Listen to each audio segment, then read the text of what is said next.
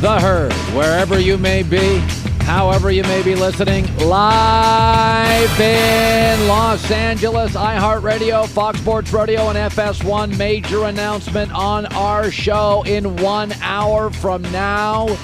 We are loaded. It is great to be here. And I know what you're thinking. Oh, Colin, your guy went down in flames. You're right.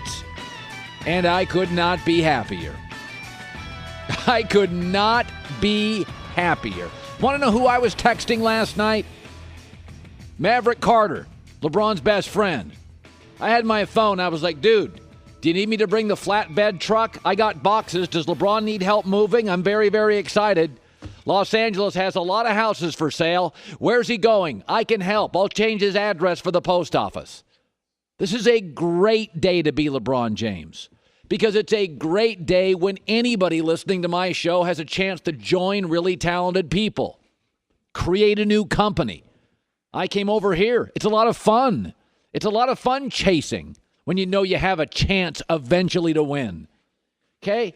Cleveland's no longer interesting with LeBron. I said this 3 months ago, and you guys all got mad at me. I said, Ben Simmons in Philadelphia, I'm looking forward to his games more than LeBron. And everybody freaked out. Colin, you're a LeBron guy. You're bailing on LeBron. I'm not bailing on LeBron. I'm bailing on Cleveland and LeBron, and I did 3 months ago.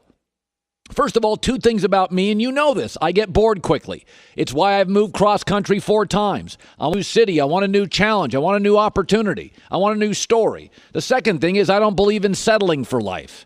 I don't think you should settle. I think most people underachieve. They don't understand the talent they have. They don't go for it. I'm not leaving anything on the table, baby. And I don't think LeBron should. Don't settle. Do better. Challenge yourself. Ooh, you can't move west because Golden State's really good. So what? Then you get swept by them in the finals? That's better? Go play with better players. Play on a team with better scouts, a better bench, a better coach, a better owner. Okay, I've said all week, I wanted LeBron to get rolled in this series. I wanted him to get swept. I wanted him to get humiliated. Why? Because I didn't want there to be any doubt. And this morning, there is no silver lining. In fact, in a weird, strange sort of way, it all worked out perfectly. A.S.Smith is one of his buddies. Can't trust him. He doesn't know the score. Tristan Thompson's one of his buddies. Can't trust him. He's dating a Kardashian. Dan Gilbert, the owner, resents you. The GM didn't listen to you on Kyrie Irving. Kevin Love can't trust his health day to day.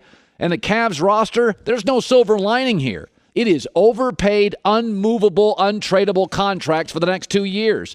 Add in a sweep, stir, and we got ourselves a reboot coming up, folks. Reboots are great. Opportunities are amazing. What is LeBron, 33 years old? You want him to sit in his pickup truck and listen to the Moody Blues and the Allman Brothers. Classic rock. No, man, he wants to join a new band. He wants to go to the Silicon Valley and join a new company. Miami was awesome. It created a villain. You were for him or against him. Going back to Cleveland. Oh, it felt so good. He's coming home. Those stories are always, be honest. There's a reason you left home in the first place. Go ahead and hook up with your high school girlfriend on Facebook. There's a reason you dumped her or she dumped you. It's time to reboot. This is an amazing thing, and there's no silver lining. Every single option out there for LeBron is more interesting. Can you imagine LeBron with Ben Simmons? God, that'd be great. Can you imagine LeBron with Chris Paul and James Harden? Are you kidding me? That's more interesting than the Warriors. How about LeBron James with GM Magic Johnson rebooting the Laker brand, which has always been like the Yankees in baseball, the number one brand, the Cowboys in football by a mile in its respective sport? Today's not a bad day to be LeBron. It's an opportunity to be LeBron, where all the best teams are interested. Houston, interested. Sixers, 2 stars, interested. Lakers, interested. The best system, San Antonio, interested. For God's sakes, he's even going to interview in Golden State. Now, it may not be serious. It's a courtesy interview. LeBron's a seeker and a dreamer, and maybe he just wants to listen to those guys up in the Bay, but it's fun. You think Cleveland LeBron's fun? Really? You're enjoying this thing? Really? Kyle Korver, Rodney Hood, Jordan Clarkson, Larry Nance Jr. Cross your fingers that Kevin Love is healthy. Ty Lue doesn't call a timeout. J.R. Smith forgets the score.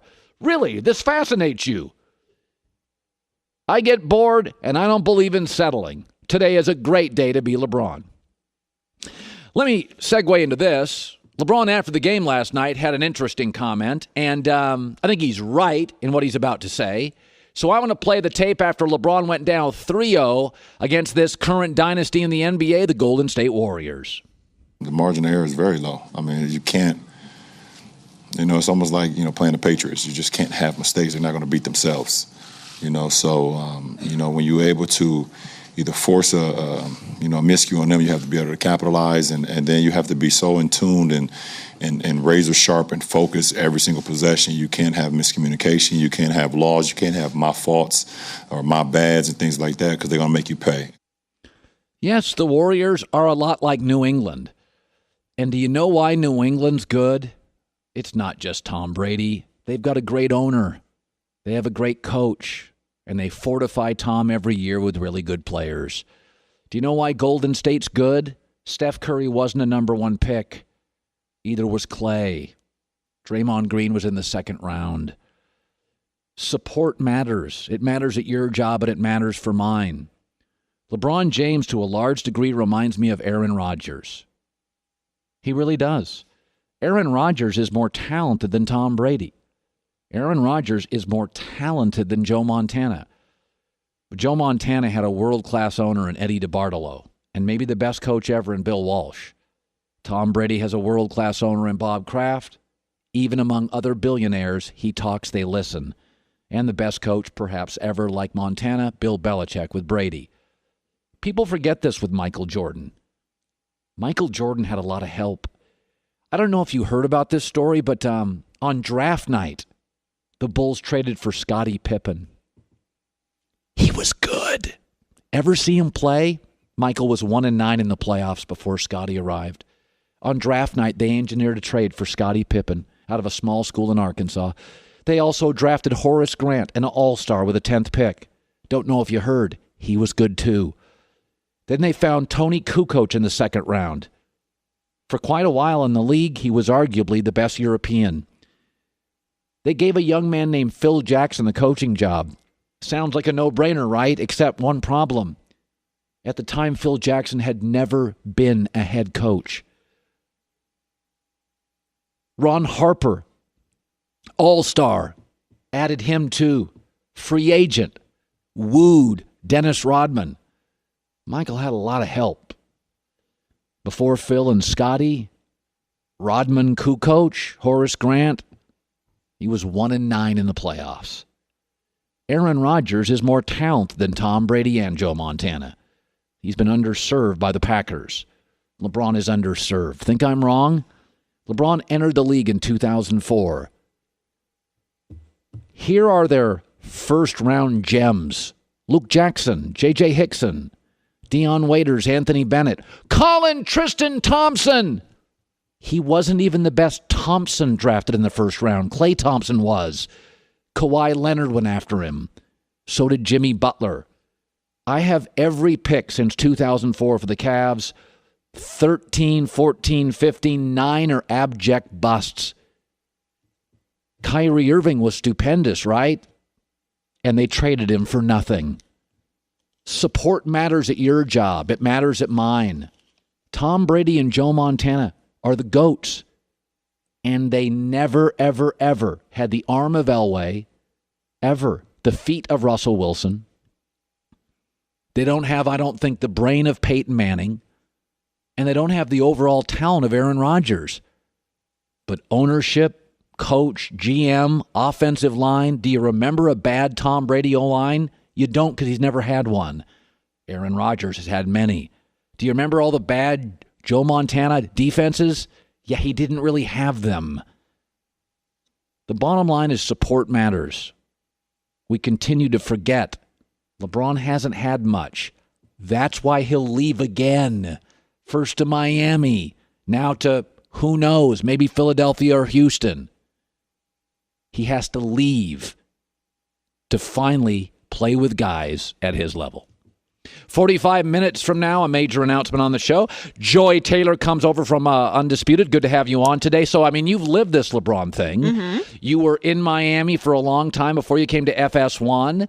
And I don't think you or anybody knew he was coming to Miami a week out of Miami. It's different this time. Everybody kind of has a sense that they're going to get him.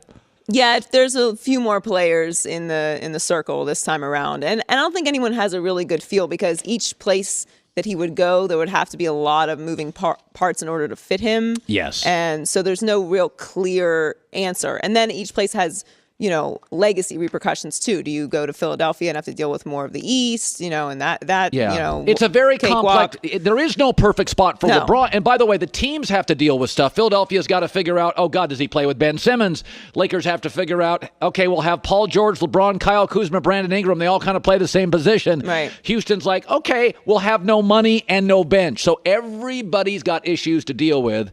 But it is exciting and it is fun. And that's where we are at today after the Warriors took 3-0 lead in the series.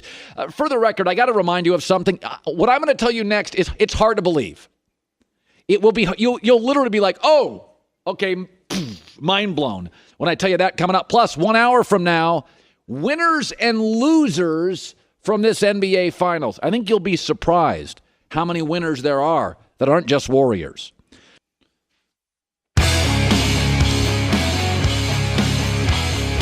Hello Fresh. Say goodbye to takeout and hello to HelloFresh. Limited time, $30 off your first box, free shipping. Ship right to your door, healthy ingredients, easy to follow recipes.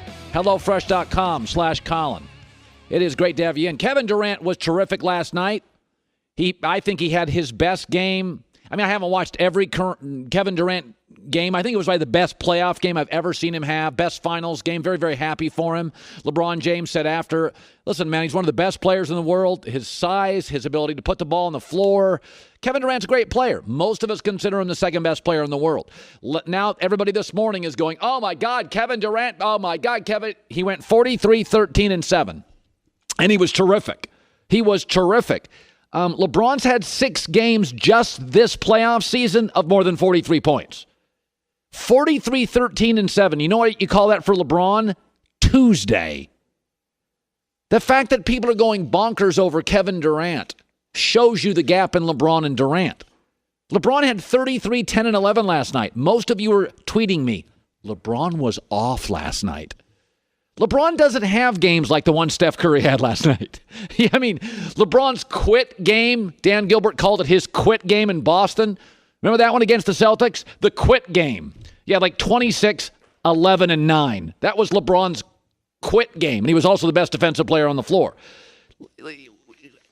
The gap is so big, and I'm looking at the line right now for Kevin Durant last night. 43 minutes, 12 rebounds, 7 assists, 1 steal, and 43 points. That's a great night. That's Tuesday for LeBron.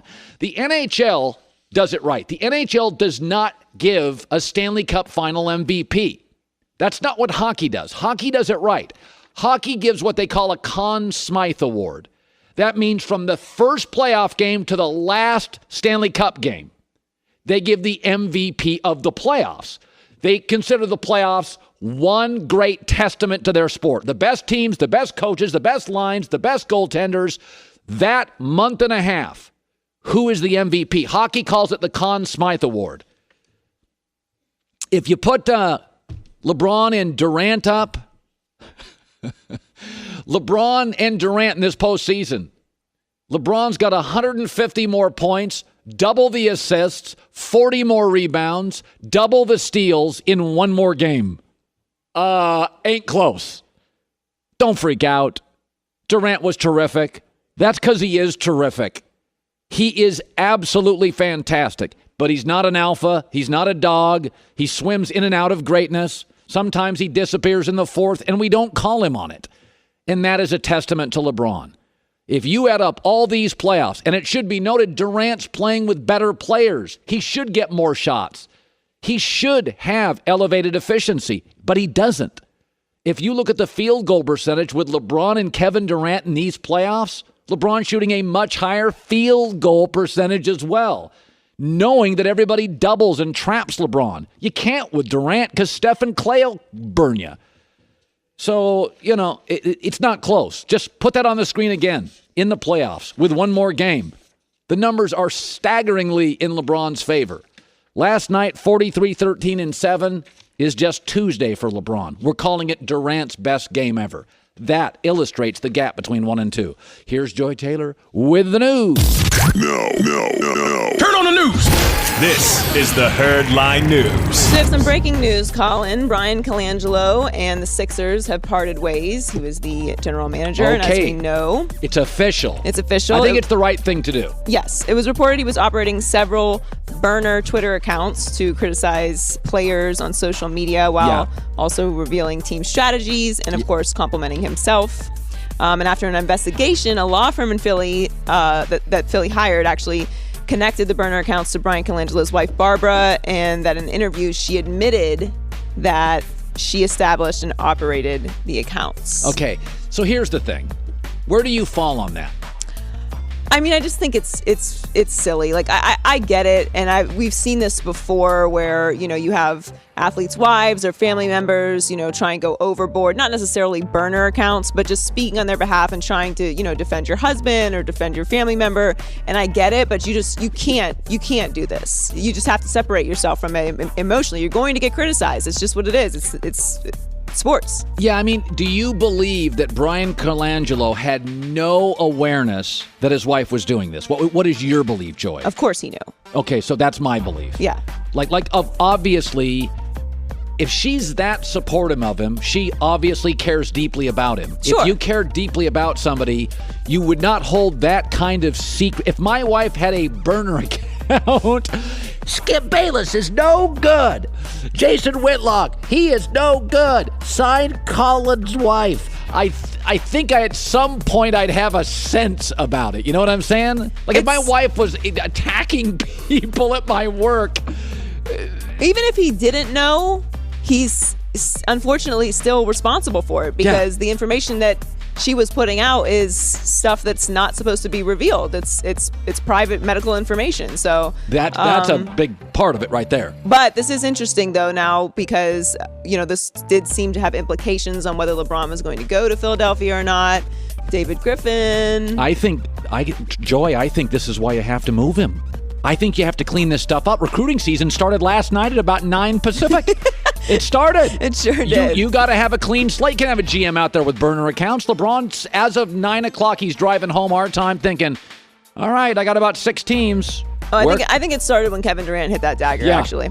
I don't think it even started after the game. Anyway, J.R. Smith said it was a tough night all around for the Cavs after the game. The scapegoat of Game 1, J.R. Smith, said that last night's loss hurt more than Game 1. Here's what he said. We could have easily won both of those games. I think this one hurts more because it's at home. We had a lot of lapses on the defensive end, trying to switch, and guys can't lay up some dunks. And I think my man had like 3 or 4 of those. So I think this one takes the cake for sure. No, JR, this one may have hurt more for you. Yeah. But I'm pretty sure Game 1 hurt LeBron a little bit more than last night. Yeah. Because that set the tone for the rest of the series. No question it did. For sure. But they did have an opportunity. As much as it feels like last night was so devastating, they did have an opportunity to win. They were only down 1. No. 3 minutes left. It was a game. 2 minutes. Yeah. So finally, J.R. Smith wasn't the only one who learned from his gaffe at the end of Game 1. Mitch Trubisky, the quarterback of the Chicago Bears, is using J.R. Smith's mistake as a learning lesson for next season. Here he is talking about it. We actually watched that the next day as a team and try to learn from it situationally, but now I was having a hard time watching it twice again. Sorry, dude. But yeah, it just goes to show you everyone gets caught up in the moments, even in the biggest of lights, but you always got no situation, so you take advantage of it.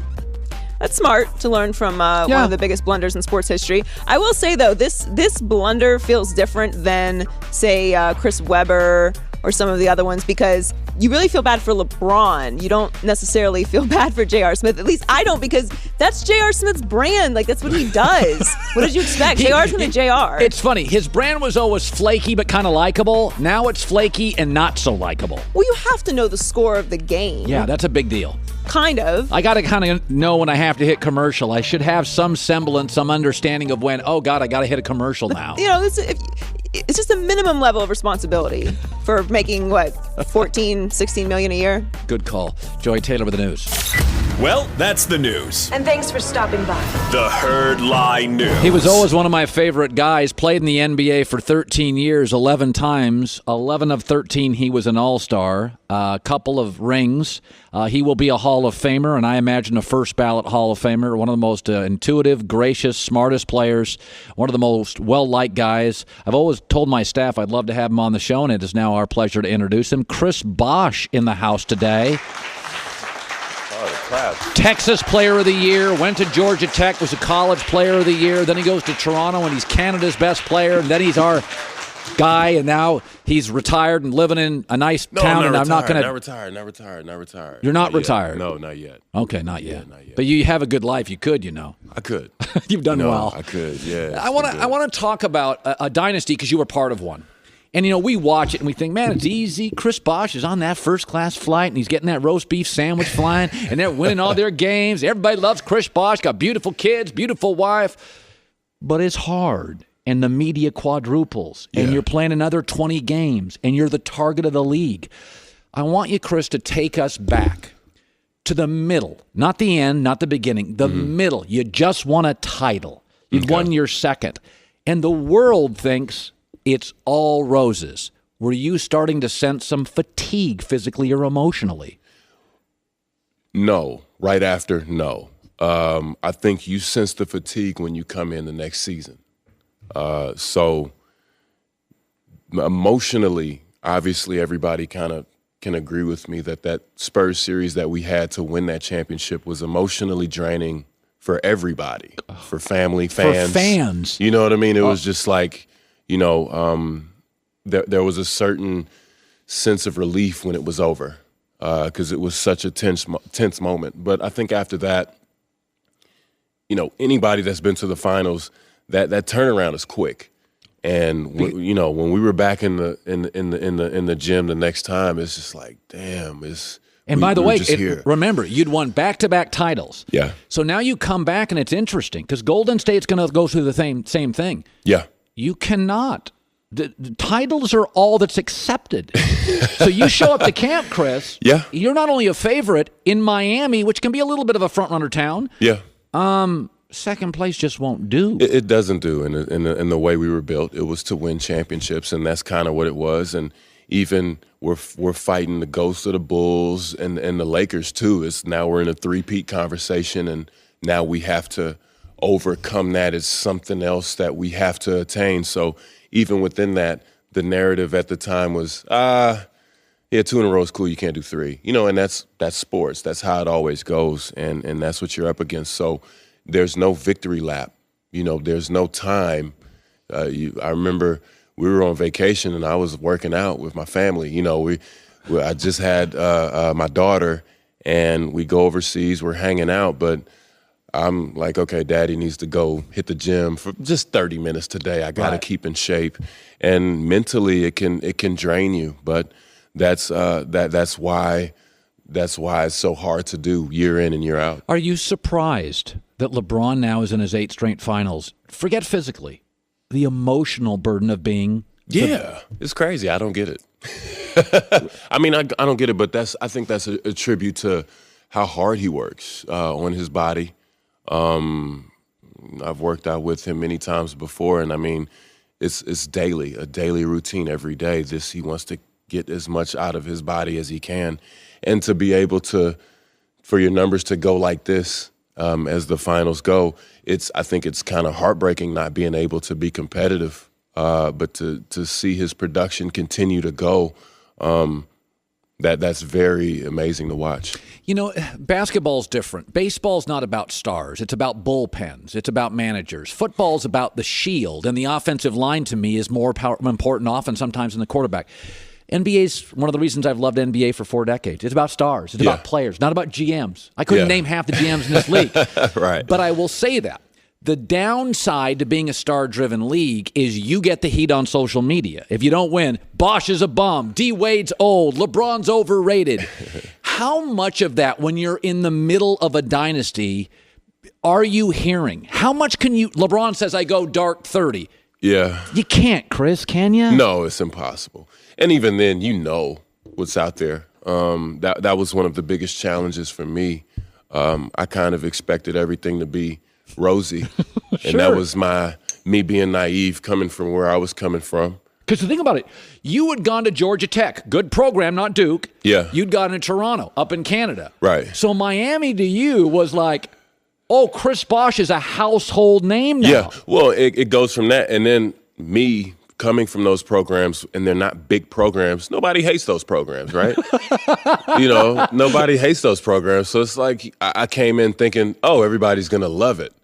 And it's like, I'm here. Boo!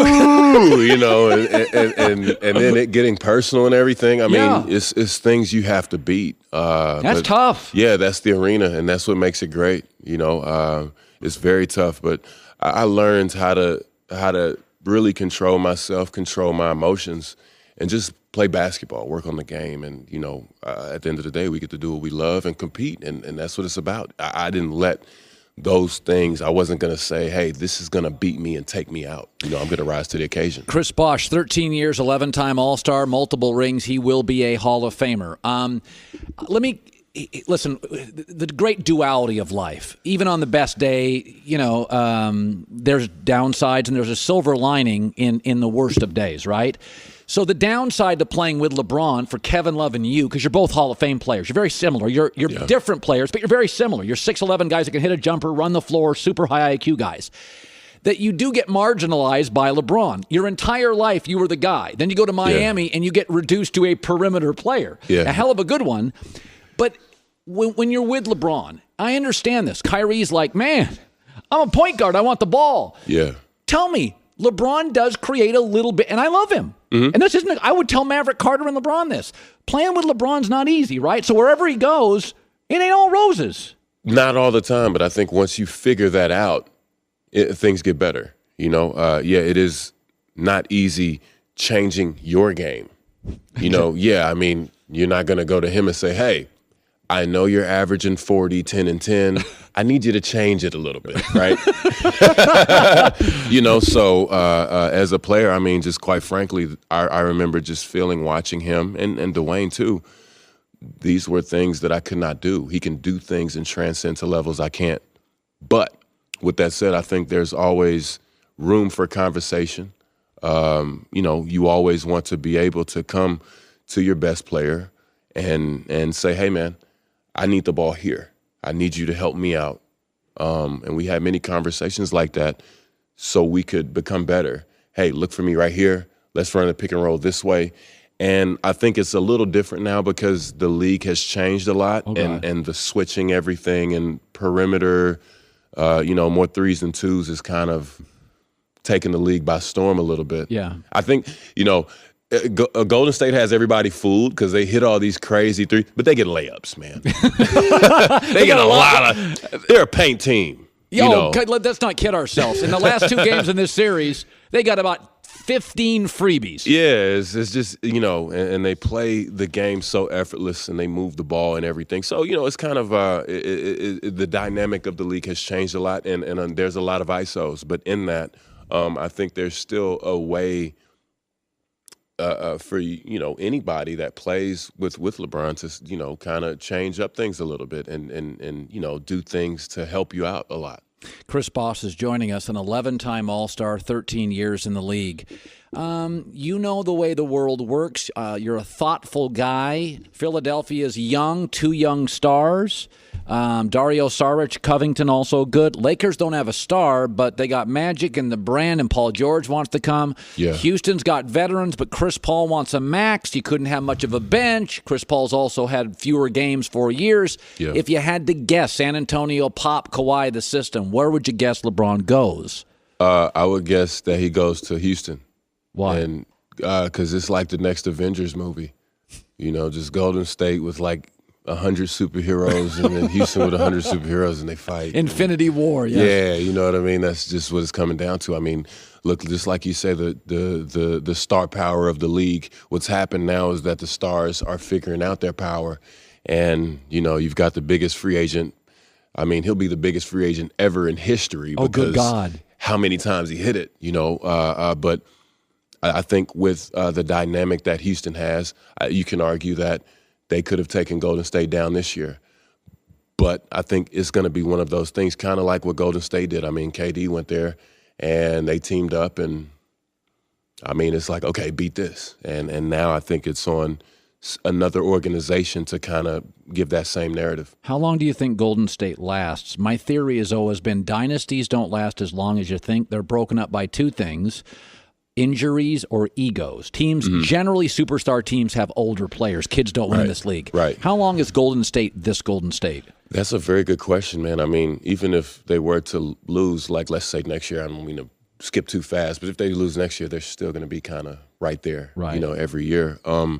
They haven't had to fight much injury. Even with Steph, they could still hold the fort down, and he was able to come back, and they must have an amazing training staff, because I saw Klay Thompson tear his MCL and come back and hit 20. I mean, I don't get it. No. Listen, that injury looked brutal. Yeah, I thought the series, the dynamic was going to change, but that didn't happen.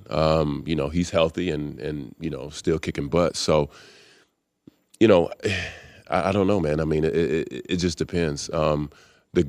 Steve Kerr's a great dude. Easy to play for. Easy to play for. He told me he was one of the main guys saying, hey, they can't three-peat, when we were together in Miami. And he all season, nah. Didn't even argue or nothing like that. You won't three-peat. You can't three-peat. I would be very interested to see what'll be his opinion on that next year. And I can't wait to see him. I'm like, you remember you told me we couldn't do it? Well, hey, you can't three-peat, So it'll be interesting to see kind of how, the egos take it. Because right now, I mean, they're playing great. They're playing together. I mean, it's amazing to watch. They got bored. Chris, they got bored in the regular season this year. Yeah. They got lost by 43 times. And they got bored a lot. And that happens, and then now they're just sweeping through, the playoffs right now. And I mean, are you watch? Is this fun to you? You enjoy it? Yeah, it's not fun. I don't, I don't like it. It's not fun. I'm probably not even going to watch Game 4. I want to see. I want a challenger. Other teams. Yeah, I want a challenger. I think that's one of the best part about sports. Even if you look at the Bulls back in the day, if you look at Houston, they were in fist fights. Yeah, that's how it was. I mean, us, the Lakers, many times. Yeah, it was that other one team or two or three teams that you had to beat. And I would very much so like to see that. That's me as a fan. Yeah. Chris Bosh, absolute pleasure. Not retired, 13 years playing, 11 times an All-Star. Look forward to this. Thanks for coming on, buddy. Oh, man, thanks for having me, man. Winners and losers. Coming up next, though, an interesting thought on LeBron's next move and how last night could have been a gift. It's The Herd. Shop at Lowe's. Get great deals for Dad, like a Porter Cable 20-volt max lithium-ion combo kit. You're going to get your dad that, Goulet? Offers valid through 6/20 while supplies last at Lowe's. See prices for details.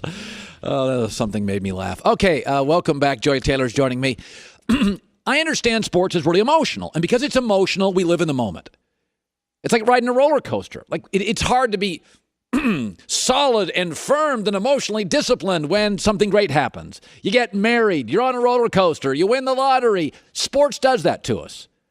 Smart people, I always say, two things make smart guys dumb. Beautiful women in sports. We just get stupid.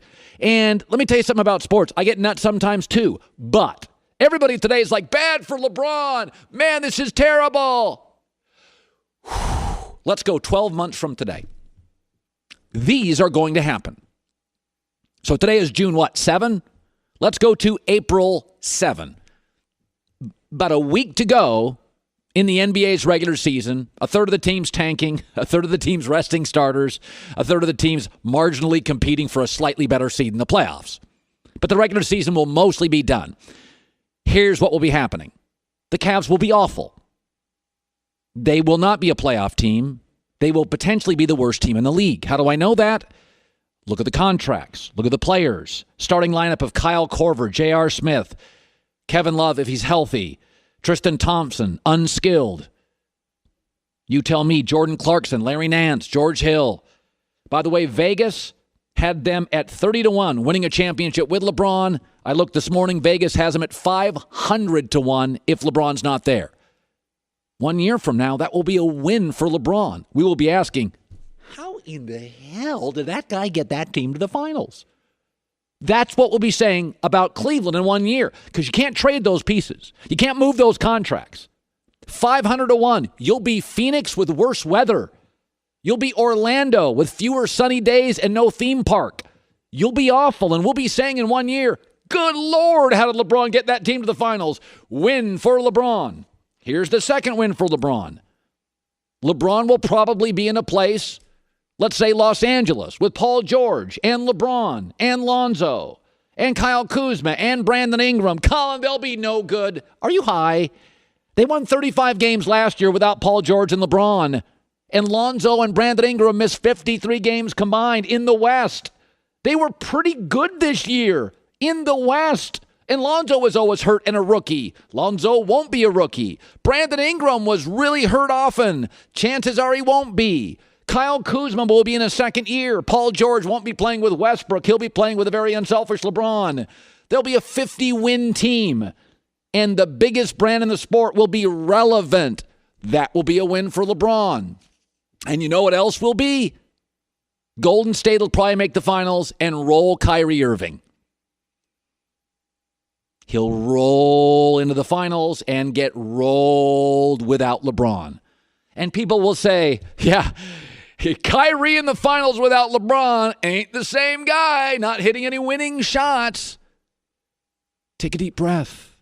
1 year from now, we'll be saying, God, the Cavs won 18 games. How did LeBron get these guys to the final? Check LeBron. The Lakers, 49 wins, number 4 seed, number 3 seed. Oh, my God, they're check for LeBron. And Golden State probably beats them. And then in June, we're watching Kyrie Irving get rolled without LeBron. Check for the King. Take a deep breath. Sports makes us crazy. But a year from now, and I said this yesterday, LeBron, you're going to lose this series in 4. Tomorrow night is the final game of this series. Monday morning, do not let the LeBron haters steal the headlines for a month. Monday morning, leak the stories. Don't let the Warriors celebrate. Don't let anybody at SportsCenter run that parade. Force all the NBA reporters and guys like me who opine, make us talk about you. You in Philly, you in Houston, you in San Antonio, or more likely, you in the Lakers. We have a little bit here. Yes. You're gonna leave for LA. It's the worst kept secret in the NBA. Colin Cowherd knows, even my dentist knows, they're getting ready for LeBron's zone. So go ahead and book your flight to LA. We all know you wish you could leave today. You can stop the team from being so bad if you can put up Lonzo's dad.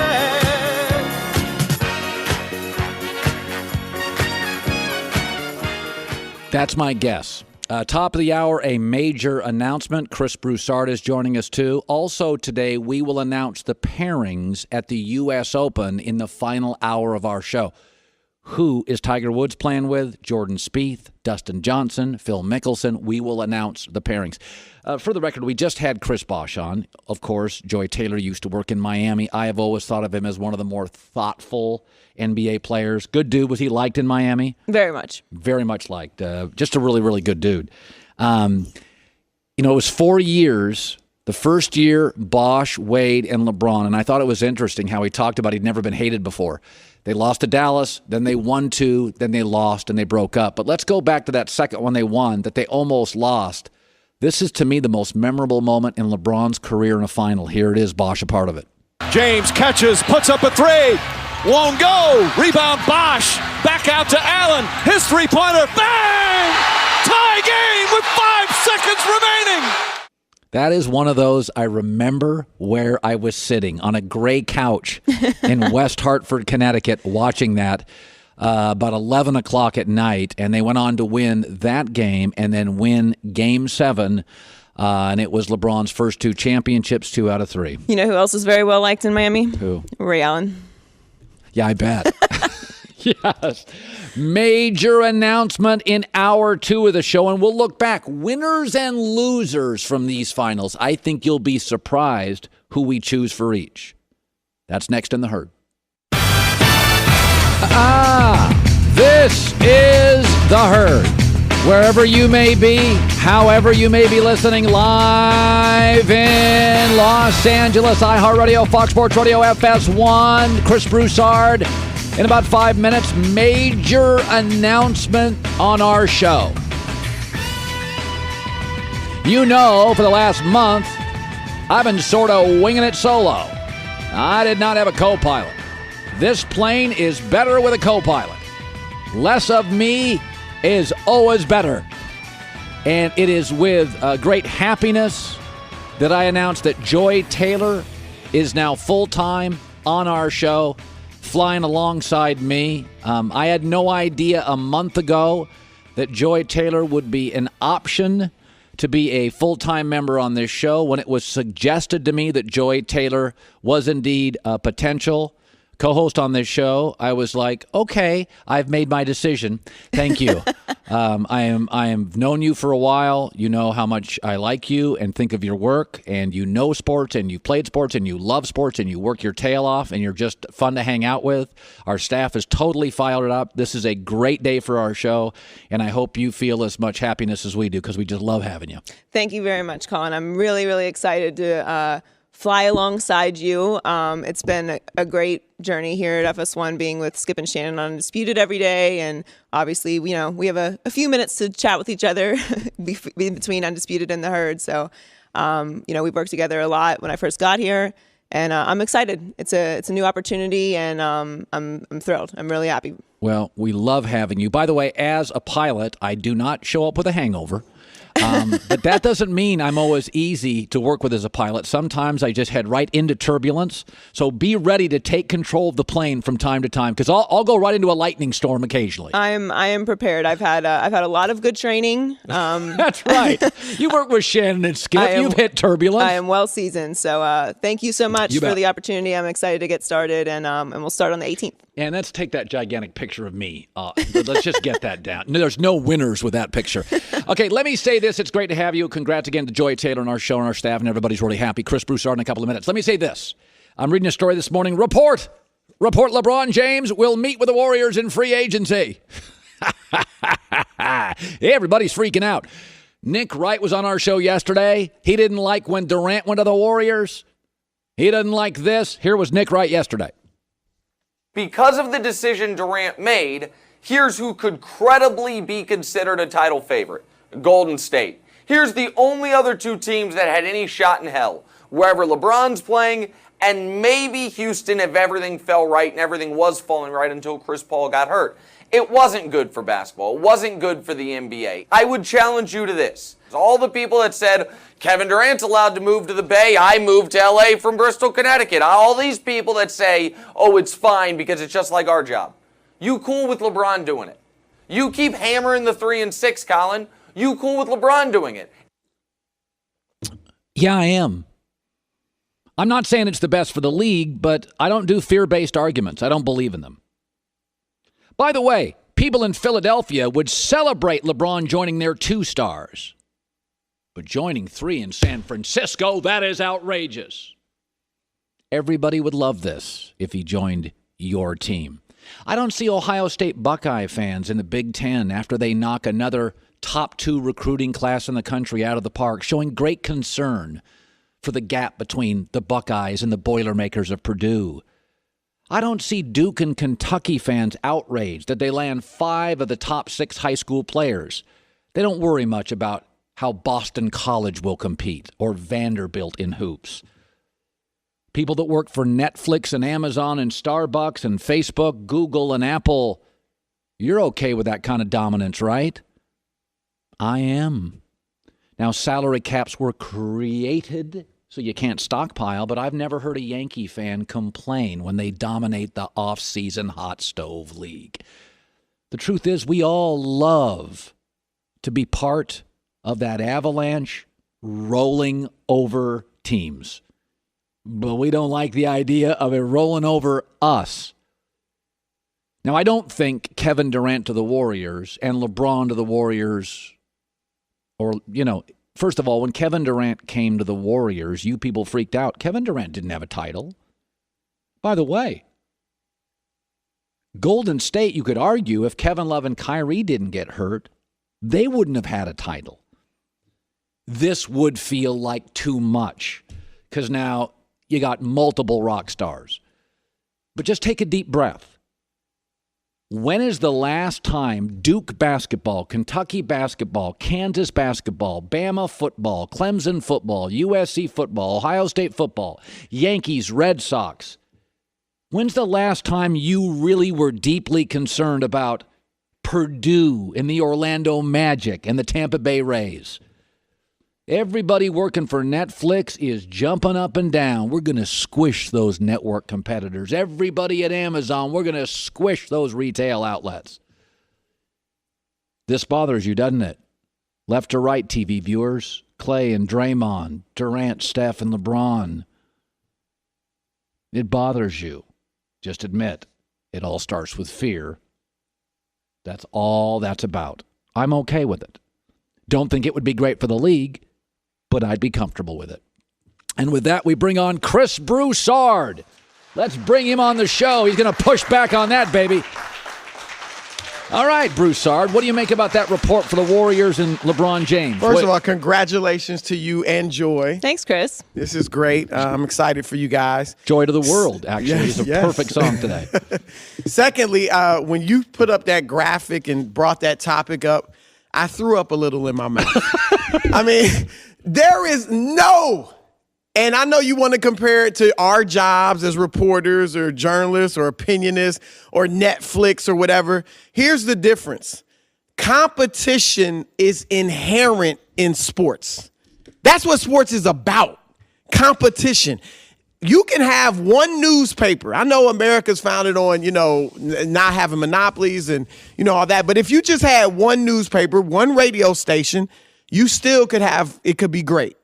If you just have one basketball team or football team or whatever, it can't work. I already last night was texting with players in the league who are like, Durant ruined the league. They're like, this isn't fair.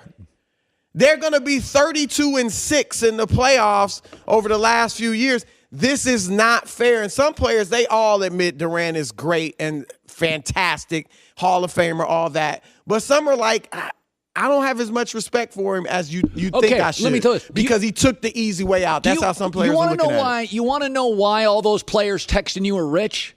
Because their owners have to pay them or they'll go across town. That's their leverage. The reality is mobility is why you and I make more than we did 4 years ago. LeBron's first of all, he'd have to take like the vets minimum to go to Golden State unless they're breaking up the core, which I wouldn't do. Everybody bangs on these players. And let me defend NBA guys. Baseball players take every penny. You never see a baseball player go for the win. They go for the money.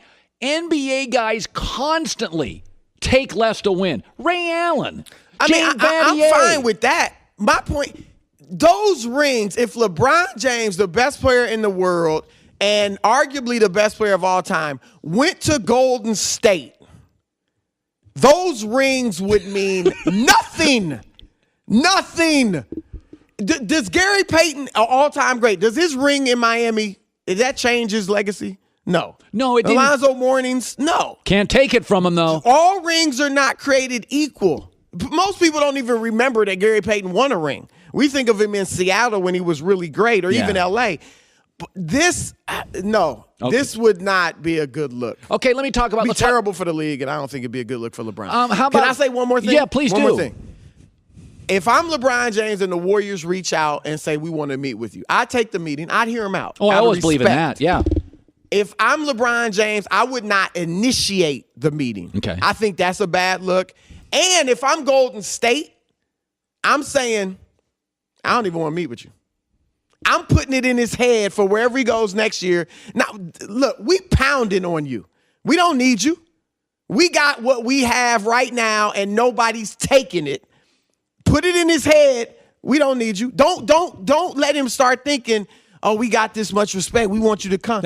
Just leave it in his head that, nah, we dogs, all right? We some dogs up here in the Bay.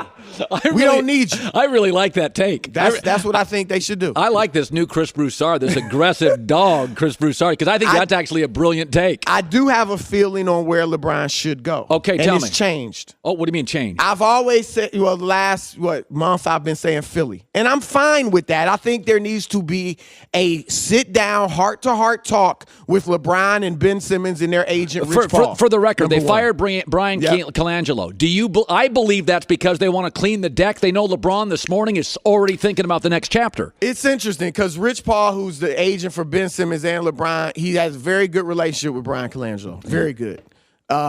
He also has a very good relationship with their owners. So they could know what he's thinking. I don't know how LeBron feels about Brian Colangelo, but if they want to handpick a GM, this could be the perfect opportunity. But like I said, they need to have that sit down. And LeBron, I've been told he wants to play off the ball. They need to talk about that. Yeah. Because with Kyrie, he handled it maybe 60% of the time. Yeah. With Ben Simmons, I think he should handle it maybe 10% of the time and let Ben handle it the rest. If LeBron's willing to do that and can do it, I think that's still a good look. But if not, I don't think he should go there because Ben Simmons would be pretty worthless. So where is your place? My place, I don't think he'll do it, but this is where LeBron James should go basketball-wise. San Antonio. I was saying that earlier in the year. I got off it because I just didn't think he'd do it. Now, I'm assuming Kawhi Leonard, they work things out.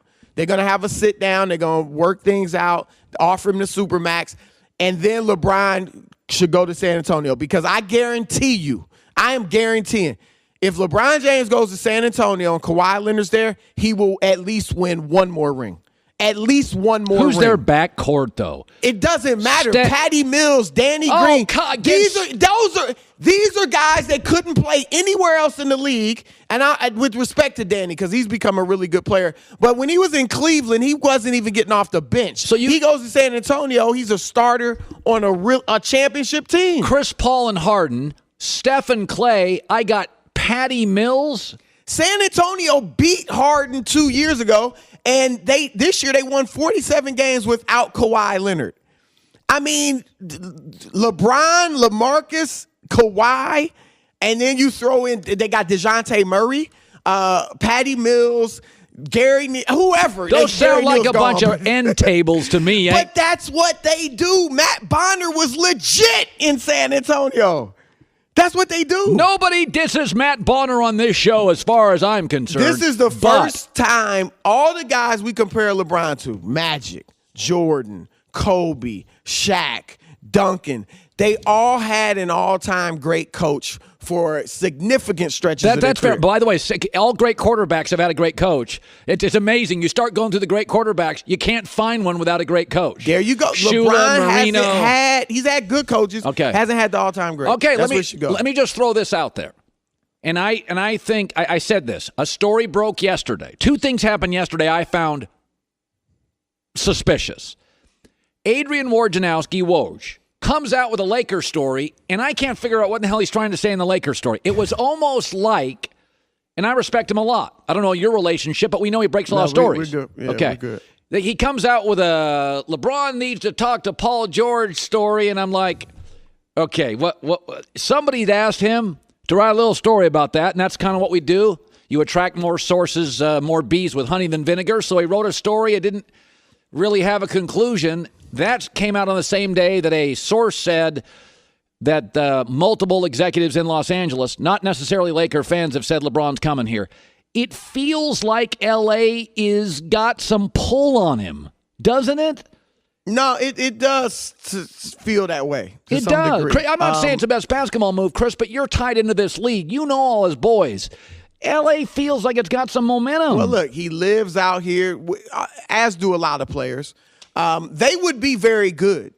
You know, if he goes there with Paul George, of course, they would. You could look at that team and say we have a shot. Absolutely, wouldn't be like he'd be going somewhere and they wouldn't have a shot. I don't think it's the best basketball move, but you know, it worked. Look, LA is a great place. He's got his boys. I think his youngest is about to enter high school, or his oldest about to enter high school. So you're looking at where you want to spend at least the next 4 years. Look, I couldn't be mad at him for going to the Lakers. Okay. I'd only be mad at him if he went to Golden State. I don't even know if mad is the right word, but I'd be severely disappointed. Let me say this. Otherwise, there's a lot of reasons to leave Cleveland. If I listed all of them for you, what's the number one reason why he just can't bring himself to come back? I think the number one would have to be that they don't have the pieces to put together a championship team. Now, I know the relationship with the owner, Dan Gilbert, is up there too, but I would say he doesn't have a ton of time left. As great as he is, and he's still playing at the top of his game. I don't think the best GM in the league could take these contracts. They don't have team options. Exactly. They don't have the means to get better. And it's Cleveland, so it's not like players are going to want to go there. You know, they might want to go play with you, but it's still Cleveland. And they're not taking less money to go there. Yeah. Chris Broussard, good seeing you, bud. Coming up next, winners and losers. There's about 5 of each from this series. Some will surprise you. That's coming up. The 2018 FIFA World Cup is coming to Fox and FS1 with every match live and over 300 hours of coverage. Ronaldo, Messi, Neymar, and more. The world's biggest sporting event is just 7 days away, right here on Fox and FS1. If you didn't hear, top of the hour, Joy Taylor is now a permanent member of the Herd. Absolutely love that. And by the way, last hour, Paul Azinger stops by. We will announce the pairings of the U.S. Open. Who's Tiger playing with? Dustin Johnson, Jordan Spieth, Phil Mickelson, Rory McIlroy, all good stuff. So I thought I would say, as the series is now over, it really is funny. I mean, Game 4 is tomorrow, and I don't even have to watch it. I mean, if I didn't watch tomorrow and I came on Monday, you wouldn't know. I mean, the series is over. I don't need any particulars. The story Monday is not the Warriors. The story Monday is where's LeBron going? I mean, that's what happened to the series after the refs butchered Game 1, which I'll get to later. But I thought after last night, how about winners and losers in these finals? Winner, Kevin Durant. He won the divorce with Westbrook. He gets titles, efficiency, recognition, and relevance. Oh, y'all badmouth him. Got to be loyal. But Westbrook looks small. Tunnel vision. Kevin Durant's in Silicon Valley, coming off his best game as a pro. Without all the ridiculous pressure, he's still getting all the awards and recognition. The biggest winner in this whole finals is Kevin Durant. Biggest loser? Cavs owner Dan Gilbert. You butchered LeBron for the second time. You're going to look really, really small this time next year, which is even more painful when you're 5'6" to start with. Let's be honest, you tell everybody that LeBron is needy. Yeah, Dano, got to deal with some of that when you have the best player in the world. Jerry West has had a lot of needy players. So has Pat Riley. They make you relevant. And now you're saddled with easily the worst roster of bad contracts in the league. J.R. Smith, Tristan Thompson, George Hill, Jordan Clarkson. In all instances, making at least double what they're worth with no team options. A winner is Steph Curry. Yeah, he's about to win his 3rd title and become an all-time legend. I know what you're saying. He was off last night. But do you know why Steph Curry won last night? Because Kevin Durant was great. And Steph Curry is smart enough to understand the big picture in this world we live in now. Be willing to score a few less points to recruit other star players. So when you're off, you still win games. That's what the Westbrooks of the world can't figure out. Carmelo Anthony, Derrick Rose.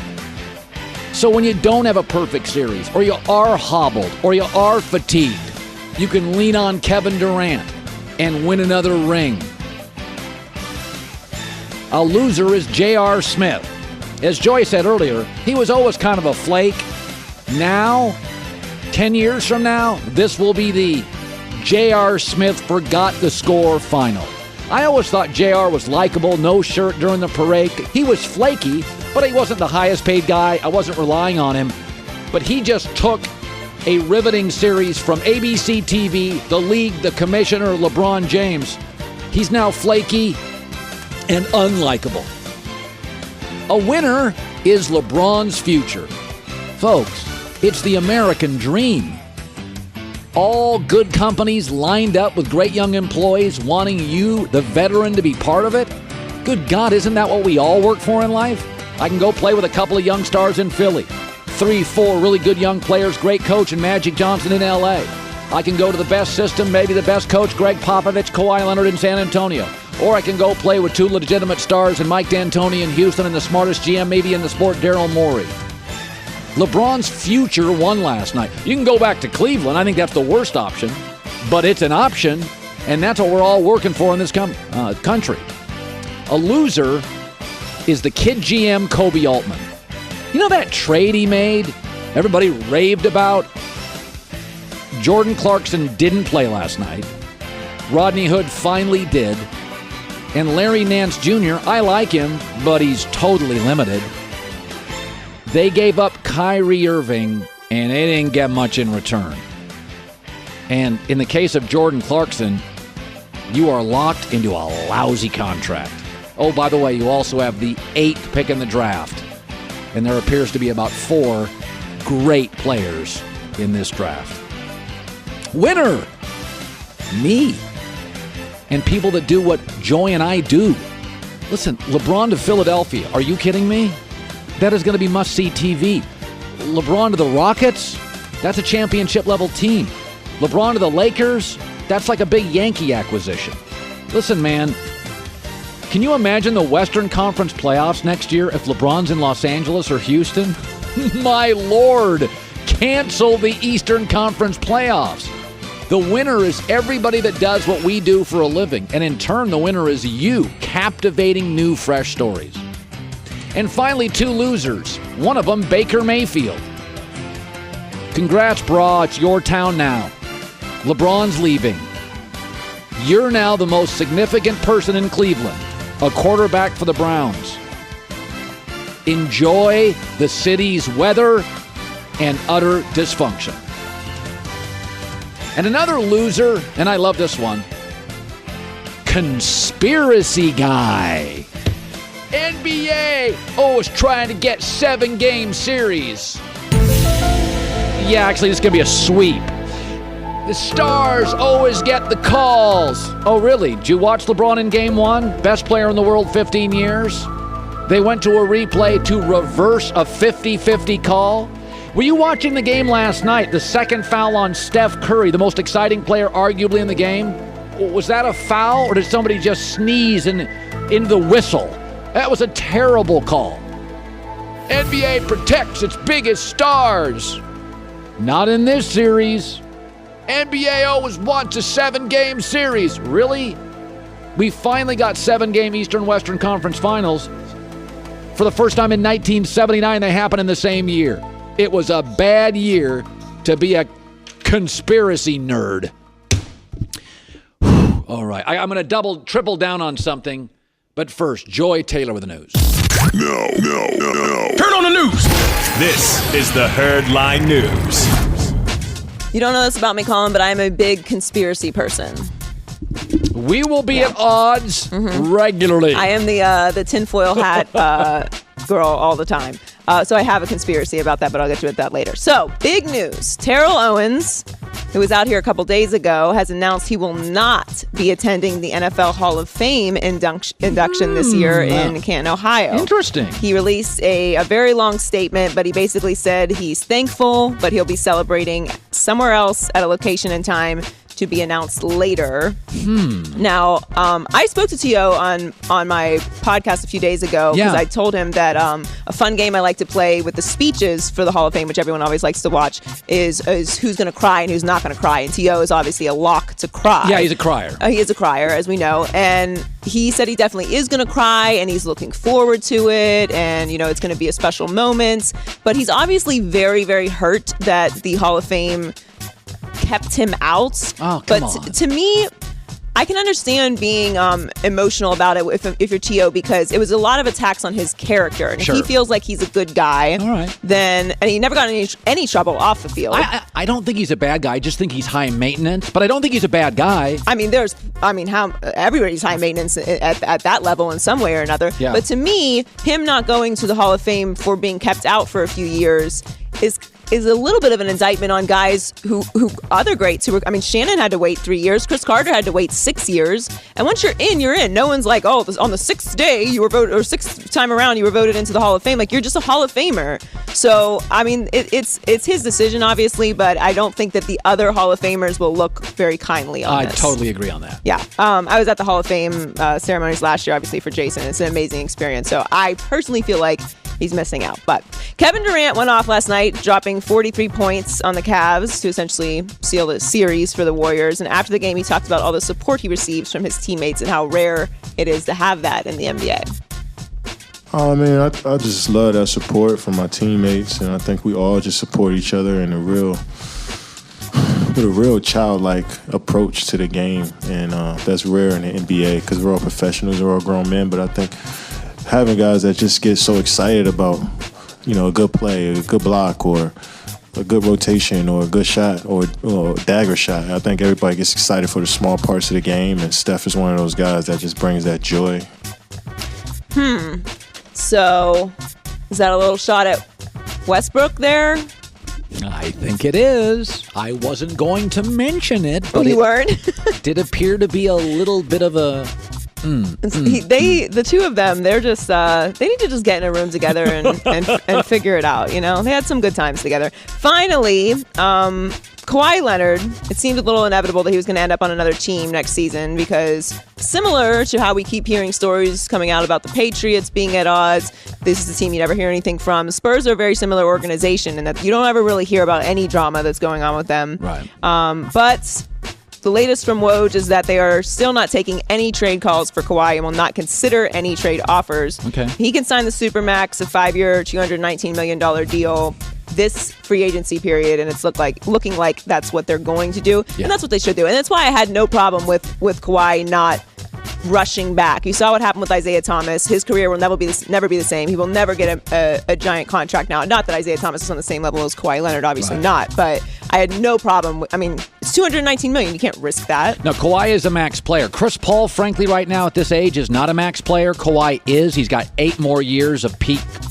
basketball, so that's what the Spurs should do. They offended him a little bit. Pay him the max money. It's worth it. Absolutely. You're never going to get an equal amount in a trade for Kawhi anyway. So, no. Joy with the news. Well, that's the news. And thanks for stopping by. The Herd Line Let News. me triple down on something. I doubled down. You didn't like it. Let me triple down. The NBA refs blew this series. They over-officiated Game 1, and the series lost its juice. I'm tripling down. By the way, the NBA officially admitted they blew the series. Anybody notice the NBA refs last night? Live tweeting during the game, sudden transparency, connectivity with the audience. It was at official NBA refs Twitter account last night. The league acknowledged, we're going to talk with you, the audience, during the game. Why would that be? Because you butchered Game 1. On a 50-50 judgment call, you went to a replay, and you stole the juice. If it is 1-1, last night's game has massive pressure on the dynasty. There were 2 feelings watching last night's game. You had them and I had them. Number 1, Even if Cleveland wins, it's inevitable. And number 2, there's no real pressure here on Golden State. Pressure and urgency, my friends, is what makes great sports. That's why we watch March Madness, even though the quality of play isn't great. Duke's trailing by 8. Oh, my God, the world's going to end. Belmont's up on them. Last night, there were 2 feelings. Even if LeBron and the Cavs win, so what? And if the Warriors lose, so what? It's Game 3. Home teams usually win, trailing 2-0, Game 3.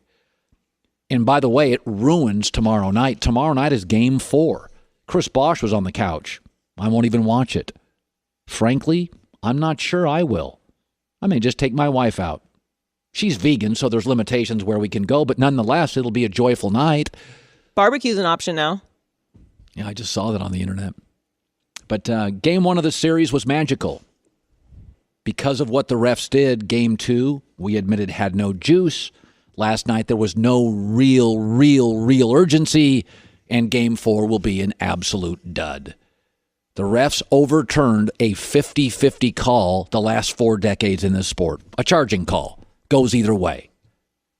Last night's game was tight with 5 minutes left. I'm not saying it wasn't entertaining. Can you imagine, though, if the series would have been tied 1-1? And that game was tied 3.5, 4 minutes left? Oh, my God, LeBron's going to win this series. Instead, it was like LeBron may win 1 game in this series. Sweeps, by the way, in the finals are a disaster for the networks that carry them. Anybody notice Adam Silver before the game was on the air with the host network, qualifying and explaining the Game 1 call? The refs blew this series, and the NBA, I'll triple down, knows it. Coming up next, Steven Jackson. Got a lot on his mind. Don't be the guy in the room with the long, sloppy-looking untucked shirt. Untucked shirts are made to fall at the perfect length. GQ calls them perfection. Untuckit.com, code HERD. The big question this morning, it was, I said this yesterday, and I texted this to people around LeBron James. I said, listen, man, Friday, tomorrow, the Warriors are going to win the championship. Don't let people bash LeBron. LeBron was swept, 3-6 in the finals. Guy's not Michael Jordan. I'm like, start putting stuff out there. Start owning the story. Start creating a different paradigm. I think LeBron should not sit and wait. I think LeBron should get moving on it real fast wherever he goes. Now, my gut feeling is Los Angeles. That is my gut feeling. I do think Philadelphia would be fascinating. I think perhaps Houston next year would be the best chance to win a ring. I think there's a lot of different scenarios. Houston the first year, chance to win a ring. Philadelphia, I think would be really fun to watch. Los Angeles, selfishly, I'm here, would be great. Now, Caron Butler was on First Things First this morning. Kenyon Martin, Caron Butler, Kenyon Martin. And he and Nick Wright brought up a couple interesting points. Let's play this. No, I want to see him in the Lakers jersey. I just think that's disgusting. Well, and why do you think it's disgusting? I don't think like LA needs him or he needs LA. And it stunts the growth of the guys that they then spent these high draft picks on. And you'll be in the same boat in 3 years that you was when Kobe retired. I'm glad you mentioned Kobe, and I'll be very quick here. The other thing with LA is LA will never love him the way they love Kobe. That's interesting. I don't know if that matters, but that was interesting. LA will never, ever love him like Shaq. They'll never love him like Magic. They'll never love him like Kobe. Does that matter? Does A-Rod care? They'll never love him like, Joe DiMaggio and Mickey Mantle. Does Jimmy Garoppolo care? They'll never love him like Joe Montana and Steve Young. I don't know if that matters, but I think it's interesting. Is that, Kevin Durant will never be loved in San Francisco like Steph Curry. Steph Curry's smaller. He was there first. He won a title. He won 73 games. I think, frankly, he's a little more relatable as a smaller athlete. LeBron James went to Miami. He'll never be as loved as Dwayne Wade or Pat Riley in Miami. Joy, you know that. For sure. No, it's impossible. Or Alonzo Mourning, for that matter. Yeah, so I don't know if that stuff matters. I don't think it does. I'm not. I mean, to me as an athlete, I want my rings. I want to be compensated. I want an environment I love. I don't necessarily care if I'm. I mean, the first show at Fox Sports was the best damn sports show. Was the first home run show. That's probably more loved by more people than any show that'll ever be at Fox Sports. I think SportsCenter with like Berman is the most loved show they've ever had. Does it matter if you're not the most loved show? Get Steven Jackson out here. I want to ask him a question about this. Steven Jackson, NBA 14-year NBA champ with the Spurs. I got to ask you a question. Let's bring him out here. So we're talking about this. If LeBron goes to the Lakers, right, they'll never love him like Magic or Kobe here. Do pro athletes care about that? Go ahead and grab that mic. Does it matter? Being loved? Being loved. It depends on who you asking. I don't care. I didn't care. I didn't care about being loved by nobody. You wanted to win. My mama loved me. Your mama loves you. Yeah, that's all that mattered to me. And my kids love me. I can care less about other people. Okay, so you don't think the whole thing about LeBron to L.A., they love Kobe more, they love Shaq more, they love Magic, doesn't matter? No, it don't matter. Right, because he went to Miami and because he's still loved by just probably the same people. Okay, that's a good point. Warriors and LeBron, would it make you sick? As a competitor, I wouldn't like it, but I'm one of those guys that only losers accept losing. Only losers understand losing. If somebody wants to win and put themselves in a better situation to win, I respect that totally. I respect that. You're about W's. Winning is winning. Regardless where you winning at, how you winning is winning. Point blank. If I said 1 year from now, I think I asked you this the other day, you now are LeBron's agent, and I come to you and I'm like, listen, man, Maverick Carter, Rich Paul. I'm like, dude, I've thought about all these. I'm on the fence. What do you think? What would you answer him? Go to San Antonio. You're the second guy on this show today. I would say that. I mean, it's a great situation for a number of reasons. Why? He's never played for a Hall of Fame coach. We're talking about the best coach in the game. He's never played with a player like Kawhi Leonard, the best two-way player in the game. He's never played for an organization like the Spurs. You know, Miami was good, but it's a different situation in San Antonio. You know, it's more family-oriented. You know, they've been this way for a while now. And I think going there, it won't just be about basketball. You know, they'll give him other keys. You know, Peter Holt, he's a real successful businessman. There's ways that LeBron can get in with him and get more money out of basketball. Do they have enough good players, though? Yeah. LaMarcus Aldridge, Kawhi Leonard, that's two better players than they have on their team now. Yeah, I know. LaMarcus, I don't know. They got a great young point guard. Who? That's growing up, Murray. He's going to be good in that system. Murray's going to be good. Pop loves him. And they can always add people. You know, when you got guys like Kawhi and LeBron and LaMarcus Aldridge, you just add pieces to fit in. And Pop's been the best at doing that.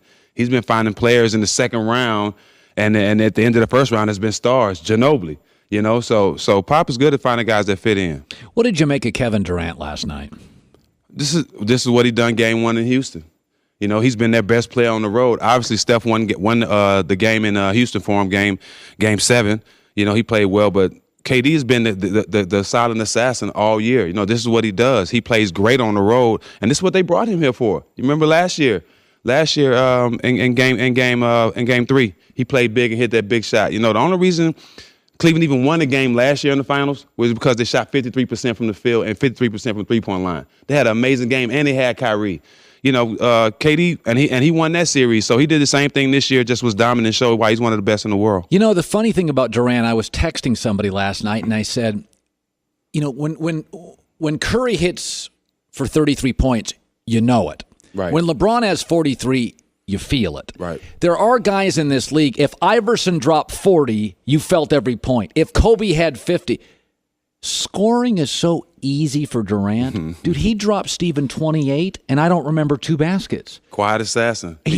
Honestly, like last night, they're like, oh, he's got 36, and I'm like, I remember like 4 baskets. He's not super vertical. He's not a flashy player. Not at all. He gets about a dunk a game. I think sometimes he's a victim of his gifts. It's so easy. Yeah, we've never seen this. We've never seen a 7-foot guy that can shoot. He has the best mid-range game in the league. In the league. At 7 foot. Better than any guard in the league. Any guard in the league. And if you've seen the move he came down where he crossed over, did another move and pulled up as a 7-footer, I think everybody in the world was at awe when we saw that move last night in the game. Even all the announcers that were announcing the game, like, we've never seen this before. And it's special to see how it makes it easy. He knows his game. Turn around, I just shoot over you. Can't nobody block his shot. Would you struggle if you were LeBron leaving your hometown for a second time? Absolutely not. Listen, before I came around, there was no championships around here. I brought one to the city. I did what y'all asked me to do. It's nothing more for me to do here. You know, like I said, y'all asked for a championship. I came back. You know, I brought great players with me, and I brought a championship here. Now it's a situation where I have to make the best decision for me and my family.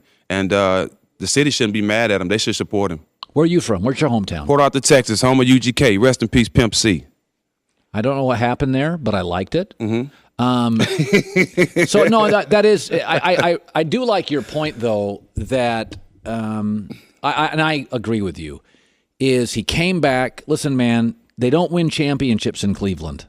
They just don't. They had it, and they got one, and it's all good. Steven Jackson, hey, put one. Hey, Joy. That's it, man. Oh, Joy's here now, full time. Yeah, I am. She's on our show full time now. Nice.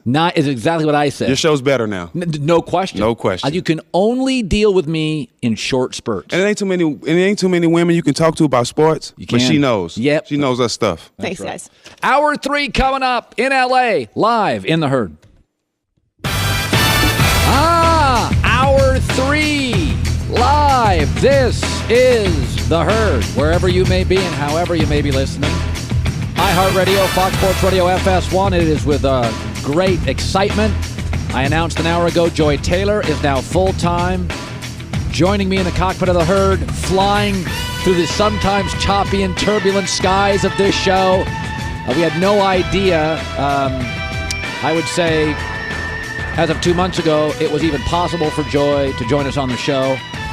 But I've known you for a while, and I've heard you. Even before I knew you, I knew the Miami market very well and had a lot of friends down there. We share some friends down there. Yep. And George Sedano, who's now out in L.A. with us, Dan Lebitard, Stugotz, and anyway, blah, blah, blah. It's great to have you on the show. Thanks. I'm excited. So coming up in just a bit, Joy has breaking news on the Patriots. Some big news on the Patriots. Now, you know I love LeBron. He is down 0-3, but I'm not upset. This is a great day to be LeBron James. Because it's a great day when anybody listening to my show has a chance to join really talented people. Cleveland's no longer interesting with LeBron. I said this 3 months ago, and you guys all got mad at me. I said, Ben Simmons in Philadelphia, I'm looking forward to his games more than LeBron. And everybody freaked out. Everybody freaked out. Colin, you're a LeBron guy. You're bailing on LeBron. I'm not bailing on LeBron. I'm bailing on Cleveland and LeBron, and I did 3 months ago. Ooh, you can't move west because Golden State's really good. So what? Then you get swept by them in the finals? That's better? Go play with better players. Play on a team with better scouts, a better bench, a better coach, a better owner. Okay, I've said all week, I wanted LeBron to get rolled in this series. I wanted him to get swept. I wanted him to get humiliated. Why? Because I didn't want there to be any doubt. In fact, in a weird, strange sort of way, it all worked out perfectly. J.R. Smith is one of his buddies. Can't trust him. He doesn't know the score. Tristan Thompson's one of his buddies. Can't trust him. He's dating a Kardashian. Dan Gilbert, the owner, resents you. The GM didn't listen to you on Kyrie Irving. Kevin Love can't trust his health day to day. And the Cavs roster, there's no silver lining here. It is overpaid, unmovable, untradeable contracts for the next 2 years. Add in a sweep, stir, and we got ourselves a reboot coming up, folks. Reboots are great. Opportunities are amazing. What is LeBron, 33 years old? You want him to sit in his pickup truck and listen to the Moody Blues and the Allman Brothers. Classic rock. No, man, he wants to join a new band. He wants to go to the Silicon Valley and join a new company. Miami was awesome. It created a villain. You were for him or against him. Going back to Cleveland, it felt so good. He's coming home. Those stories are always, be honest. There's a reason you left home in the first place. Go ahead and hook up with your high school girlfriend on Facebook. There's a reason you dumped her or she dumped you. It's time to reboot. Every single option out there for LeBron is more interesting. Can you imagine LeBron with Ben Simmons? God, that'd be great. Can you imagine LeBron with Chris Paul and James Harden? Are you kidding me? That's more interesting than the Warriors. How about LeBron James with GM Magic Johnson rebooting the Laker brand, which has always been like the Yankees in baseball, the number one brand, the Cowboys in football by a mile in its respective sport? Today's not a bad day to be LeBron. It's an opportunity to be LeBron. You think Cleveland LeBron's fun? Really? You're enjoying this thing? Really? Kyle Korver, Rodney Hood, Jordan Clarkson, Larry Nance Jr. Cross your fingers that Kevin Love is healthy. Ty Lue doesn't call a timeout. J.R. Smith forgets the score. Really? This fascinates you?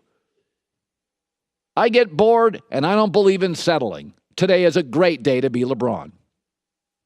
Let me segue into this. LeBron, after the game last night, had an interesting comment, and I think he's right in what he's about to say. So I want to play the tape after LeBron went down 3-0 against this current dynasty in the NBA, the Golden State Warriors.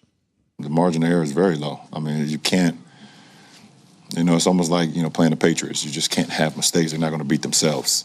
So when you're able to either force a miscue on them, you have to be able to capitalize, and then you have to be so in tune and razor sharp and focused every single possession. You can't have miscommunication. You can't have laws. You can't have my faults or my bads and things like that, because they're going to make you pay. Yes, the Warriors are a lot like New England. And do you know why New England's good? It's not just Tom Brady. They've got a great owner. They have a great coach. And they fortify Tom every year with really good players. Do you know why Golden State's good? Steph Curry wasn't a number one pick. Either was Clay. Draymond Green was in the second round. Support matters. It matters at your job, and it matters for mine. LeBron James, to a large degree, reminds me of Aaron Rodgers. He really does. Aaron Rodgers is more talented than Tom Brady. Aaron Rodgers is more talented than Joe Montana. But Joe Montana had a world-class owner in Eddie DeBartolo, and maybe the best coach ever in Bill Walsh. Tom Brady has a world-class owner in Bob Kraft. Even among other billionaires, he talks, they listen. And the best coach perhaps ever, like Montana, Bill Belichick with Brady. People forget this with Michael Jordan. Michael Jordan had a lot of help. I don't know if you heard about this story, but on draft night, the Bulls traded for Scottie Pippen. He was good. Ever see him play? Michael was 1-9 in the playoffs before Scottie arrived. On draft night, they engineered a trade for Scottie Pippen out of a small school in Arkansas. They also drafted Horace Grant, an all-star with a 10th pick. Don't know if you heard. He was good too. Then they found Tony Kukoc in the second round. For quite a while in the league, he was arguably the best European. They gave a young man named Phil Jackson the coaching job. Sounds like a no-brainer, right? Except one problem. At the time, Phil Jackson had never been a head coach. Michael had a lot of help. Before Phil and Scottie, Rodman Kukoc, Horace Grant, he was 1-9 in the playoffs. Aaron Rodgers is more talented than Tom Brady and Joe Montana. He's been underserved by the Packers. LeBron is underserved. Think I'm wrong? LeBron entered the league in 2004. Here are their first-round gems. Luke Jackson, J.J. Hickson, Deion Waiters, Anthony Bennett, Colin Tristan Thompson. He wasn't even the best Thompson drafted in the first round. Klay Thompson was. Kawhi Leonard went after him. So did Jimmy Butler. I have every pick since 2004 for the Cavs. 13, 14, 15, 9 are abject busts. Kyrie Irving was stupendous, right? And they traded him for nothing. Support matters at your job. It matters at mine. Tom Brady and Joe Montana are the GOATs. And they never, ever, ever had the arm of Elway, ever. The feet of Russell Wilson. They don't have, I don't think, the brain of Peyton Manning. And they don't have the overall talent of Aaron Rodgers. But ownership, coach, GM, offensive line, do you remember a bad Tom Brady O-line? You don't, because he's never had one. Aaron Rodgers has had many. Do you remember all the bad Joe Montana defenses? Yeah, he didn't really have them. The bottom line is support matters. We continue to forget. LeBron hasn't had much. That's why he'll leave again. First to Miami, now to, who knows, maybe Philadelphia or Houston. He has to leave to finally play with guys at his level. Coming up next, the seeding. Who will Tiger play with? Who will Phil Mickelson, Dustin Johnson, Jordan Spieth, Rory McIlroy? Who will they play with in next week's U.S. Open? That is next. Live coverage of the 188th U.S. Open begins June 14th from Shinnecock Hills on Fox FS1 and streaming live on Fox Sports Go. For more information, download the official U.S. Open app and follow U.S. Open action anytime and from anywhere. Available on iOS and Android devices.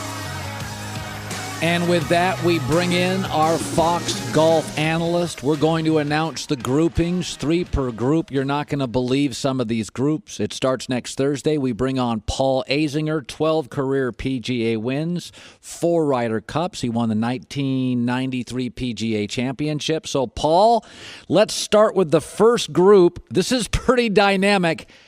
Tiger Woods, Dustin Johnson, who was number 1, has dropped now to 2, replaced by Justin Thomas, who is now the number 1 golfer in the world. I'm going to be watching that group. As far as pace and style of play, what do you make of that group? You know, I think it's a great chance for Tiger Woods to show off a little bit to these 2 guys, and I hope he comes in there with that attitude. Shinnecock is a really hard golf course, and you're going to have to play a bit of a power and a control game there. Tiger's going to be looking at a couple guys that are probably going to blow it by him. Dustin Johnson and Justin Thomas are going to probably blow it by Tiger. And I wonder if that'll affect Tiger. You know, his ego, he loves to talk about club head speed and how hard he can, you know, he's swinging, which is a miracle, as you should, you know, Colin, with the fused disc and all that. But, you know, I'm looking forward to that pairing. I think they're all coming in confident. None of those 3 have any baggage really whatsoever. I don't know how any of them are really particularly playing, because a couple weeks can make a big difference. Sure. A week or 2 can make a big difference. But they're confident. You played at the U.S. Open. Generally, the course isn't as tight as the Masters. Being long off the tee can help. Accuracy can help because you can go off the rails in the U.S. Open.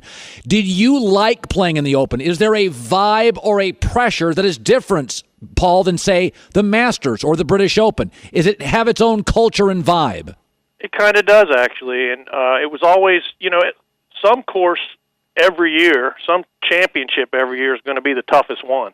And it's always been the U.S. Open. Yeah. Maybe you've sprinkled in a couple in there, maybe where the players got on it and got way under par because of the conditions. But, you know, there's not a tree at Shinnecock, and I feel claustrophobic when I got there in 1986. So it's a different look. It's so severe if you make a mistake. Right. And this year's it's unique. And I'm not sure if it's harder or easier, but you know, in the past, there's been rough all around these greens. That's not going to be the case this year.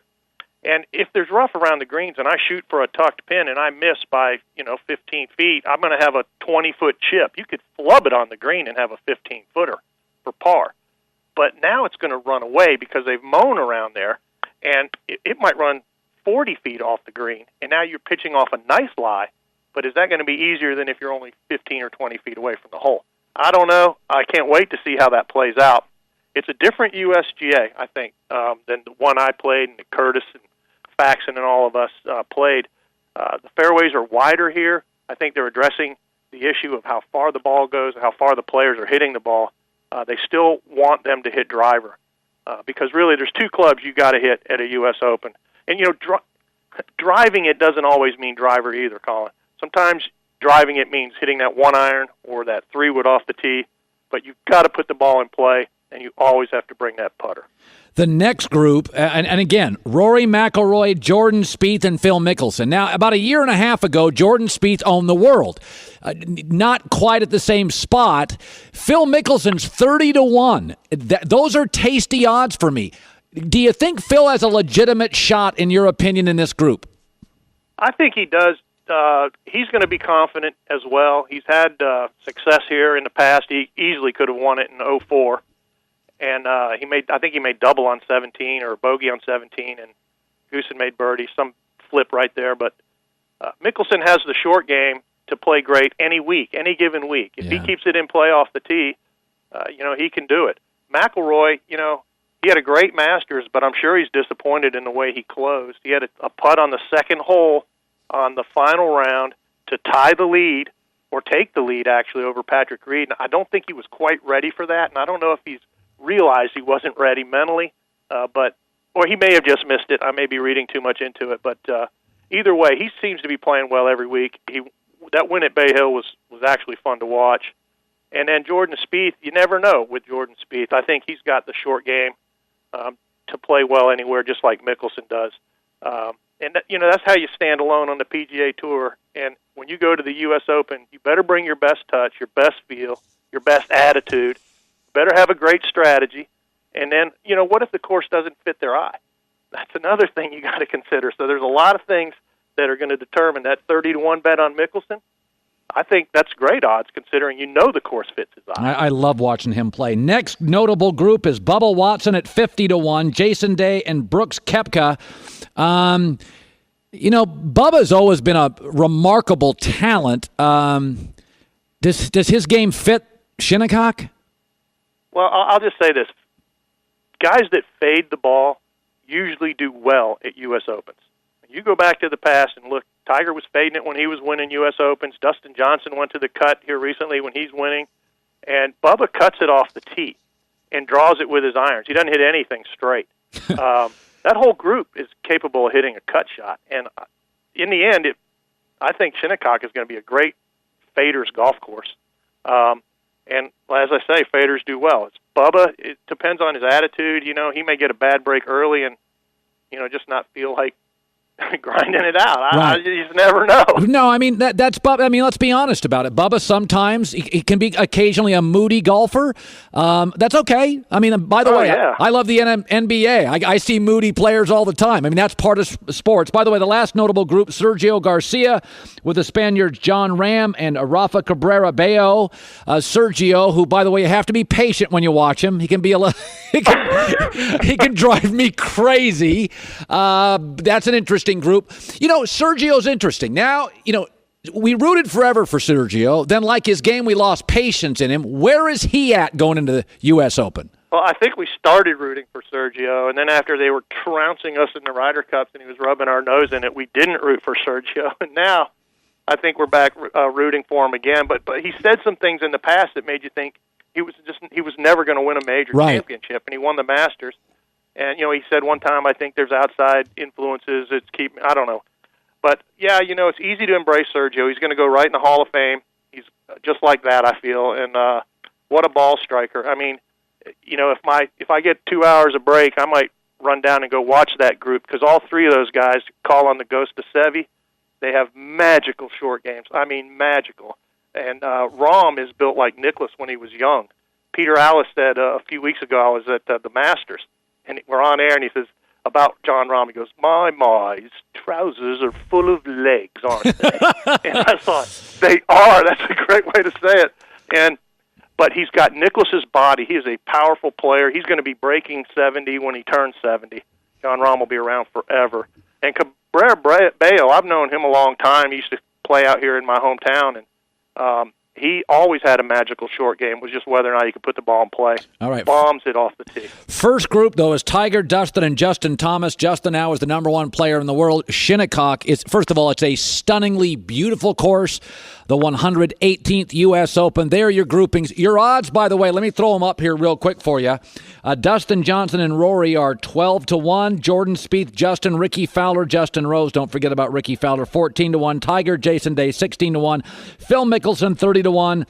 Adam Scott, Bubba Watson are in the 50-1 group. These are world-class golfers. All right, Paul Azinger, can't wait for it. Starts next Thursday, FS1, then later in the day on Fox. Good talking to you, Paul. You too. See you, man. Great stuff. That'll be fantastic. By the way, put one more destination on your list this summer, GNC. Be sure you're getting the highest quality supplements at the best prices with GNC's Price Match Guarantee. Live well with GNC. Here's Joy Taylor with the news. No. Turn on the news. This is the Herd Line News.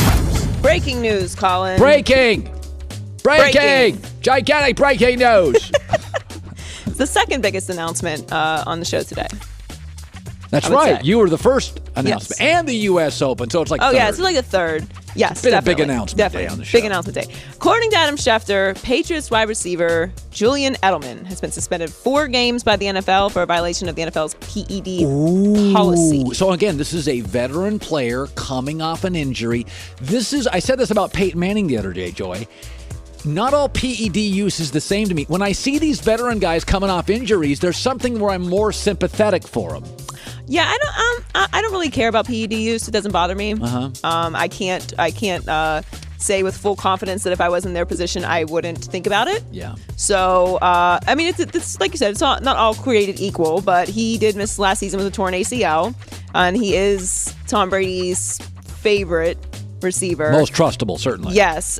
He's appealing the suspension, of course. But this is interesting because while he was out last year, Amendola was on the squad, and he is no longer there. He is with my Miami Dolphins now. So it does make it interesting. It's still Tom Brady. He's still going to find someone to fill that slot. I will say this for Brady the last couple of years. I think it's the most talent Tom's ever had on the offensive side. I mean, Edelman, Chris Hogan, Gronk, their offensive lines are always solid. Now they have Jeremy Hill. They drafted Sony Michel, the running back from Georgia. I think it's the best running back group without question Tom's had, and I think it's the best wide receiver group in terms of depth he's ever had. Well, yeah. Well, we'll see what happens with the appeal, but it's looking like they're going to be without him for 4 games. So do you watch Black Mirror? No. Ooh, are you a Netflix guy? Yeah, about 3 or 4 times a year I'll binge a show. Yeah, Okay. I'm not currently binging a Netflix show. All right, I highly recommend Black Mirror. Very bingeable. It's very weird. But so for anyone out there who watches Black Mirror, I'm going to get to one of my conspiracies at the end of this story. So you mentioned Tom Brady, and one of the biggest storylines this offseason is the rift between Bill Belichick and Tom Brady, allegedly. That's right. Well, he skipped OTAs, and Tom Brady was back from mandatory minicamp. And he says it's all good because he loves playing for Bill Belichick. Read things that's going on with your coach during this offseason and during the season last year? Not at all. I mean, no. What's our relationship like with Bill? It's great, and we've always had a great relationship. So, I've been here for a long time, and I love this team. I love this organization, and I love playing quarterback for him, and I loved it last year, and I'm having a lot of fun now. So that's obviously what's most important to me. Does he ever age? Jesus, it's incredible. Okay, so this is it, right? So if you watch Black Mirror, Season 2, Episode 1, I believe that Giselle has created a pod person Tom Brady, and that was pod person Tom Brady. Doesn't even look like him. You just mentioned he doesn't age. I mean, at the Met Gala, they both have the same spray tan going on. I mean, there's real Tom Brady that's like Psycho Tom that's out there coming back against the Falcons, and then there's like the pod person Tom Brady. I mean, listen, like LeBron James and Tom Brady, my guess on this, Joy, like with Tom probably puts $1 million a year into, regenerating his body and whatever he does. We know LeBron has not dipped as a player, and people found out that he's getting better. Yeah, $1.5 million a year. Listen, it does matter. Whatever is happening with LeBron and Tom Brady is they are using whatever is currently available on the market to extend their playing career. But with Brady, what's remarkable is he looks younger today. He looks younger today than he did 5 years ago. It's incredible. And we're not even focusing on the fact that he is completely pretending like he doesn't have any problem with what happened in the Super Bowl. Of course. And that is, of course, also... Did you notice in that bite? I love playing with Bill. And then he said about 9 things. He was like, I love the team. I love the owner. I love my guys. He didn't go back to I love Bill. He mentioned it briefly to address the question. Then he went into this stuff he loves, which were team, uniform, players, Gronk, day, sun. He loved everything but Bill. It's very pod person talk. I'm just saying, keep an eye out for it. All right. Giselle can afford it. Finally, the Sixers and Brian Colangelo have parted ways. He was allegedly operating several burner Twitter accounts to criticize players on social media, compliment himself, and of course reveal team strategies. After an investigation, a law firm in Philly hired to probe the situation. They connected the burner accounts to Colangelo's wife. I know, it's weird. And we know Brian knows if his wife's doing it, right? I have a hard time believing that he just had no idea. But even if he didn't know, he's still responsible for it because she revealed, or he, whoever it was, revealed information that you can't reveal. It's private medical information. You just can't do it. They've announced that Coach Brett Brown will take over GM duties on an interim basis. Do you think Colangelo will get another GM job? I actually do. And I think in the NBA, you can be GM and coach. I mean, again, listen, the draft, you're trying to get one guy that can play. If you're a good listener, you can watch some film and evaluate talent. You got an entire staff. I think you can have now in trades and capology, no. But I think Brett Brown in the short term for the draft is fine running the team. He's a smart guy. He's been around San Antonio. By the way, they don't have, they could use a shooter, so they go into this draft. They don't need a point guard, and they don't need a big. They need a wing that can shoot, so they have a specific need. They're not like rebuilding like Orlando, where it's like... where they have to just take the best player. Yes. Yeah. Joy Taylor with the news. Well, that's the news. And thanks for stopping by. The Herd Lie News. Car shopping is confusing. A lot of different terms. Dealer price, list price, invoice. Here's what's not confusing. TrueCar.com. You can save $3,000 off MSRP.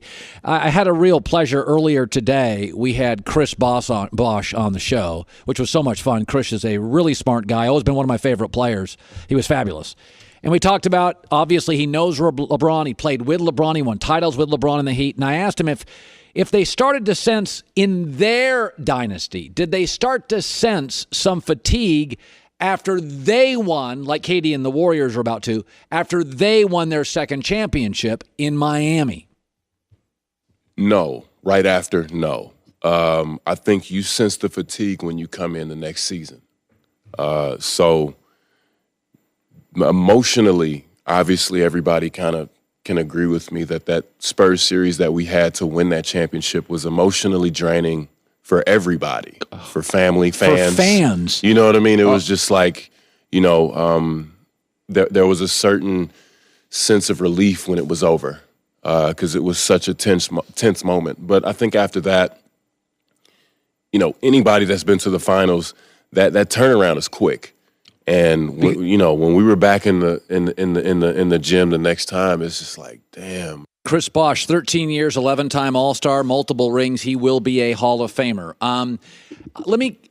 Listen, the great duality of life. Even on the best day, there's downsides and there's a silver lining in the worst of days, right? So the downside to playing with LeBron for Kevin Love and you, because you're both Hall of Fame players, you're very similar. You're different players, but you're very similar. You're 6'11" guys that can hit a jumper, run the floor, super high IQ guys. That you do get marginalized by LeBron. Your entire life, you were the guy. Then you go to Miami and you get reduced to a perimeter player. Yeah. A hell of a good one.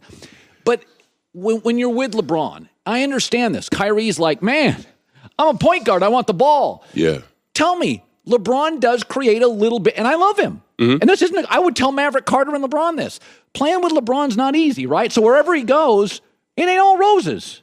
Not all the time, but I think once you figure that out, things get better. It is not easy changing your game. I mean, you're not going to go to him and say, hey, I know you're averaging 40, 10, and 10. I need you to change it a little bit, right? So as a player, I mean, just quite frankly, I remember just watching him and Dwayne too. These were things that I could not do. He can do things and transcend to levels I can't. But with that said, I think there's always room for conversation. You always want to be able to come to your best player and say, hey, man, I need the ball here. I need you to help me out. And we had many conversations like that so we could become better. Chris Bosh is joining us, an 11-time All-Star, 13 years in the league. You know the way the world works. You're a thoughtful guy. Philadelphia's young, two young stars. Dario Saric, Covington also good. Lakers don't have a star, but they got Magic and the brand, and Paul George wants to come. Yeah. Houston's got veterans, but Chris Paul wants a max. You couldn't have much of a bench. Chris Paul's also had fewer games for years. Yeah. If you had to guess, San Antonio, Pop, Kawhi, the system, where would you guess LeBron goes? I would guess that he goes to Houston. Why? And because it's like the next Avengers movie. Just Golden State with like 100 superheroes, and then Houston with 100 superheroes, and they fight. Infinity War, Yeah, you know what I mean? That's just what it's coming down to. I mean, look, just like you say, the star power of the league, what's happened now is that the stars are figuring out their power, and, you've got the biggest free agent. I mean, he'll be the biggest free agent ever in history. Oh, good God. How many times he hit it, but I think with the dynamic that Houston has, you can argue that they could have taken Golden State down this year.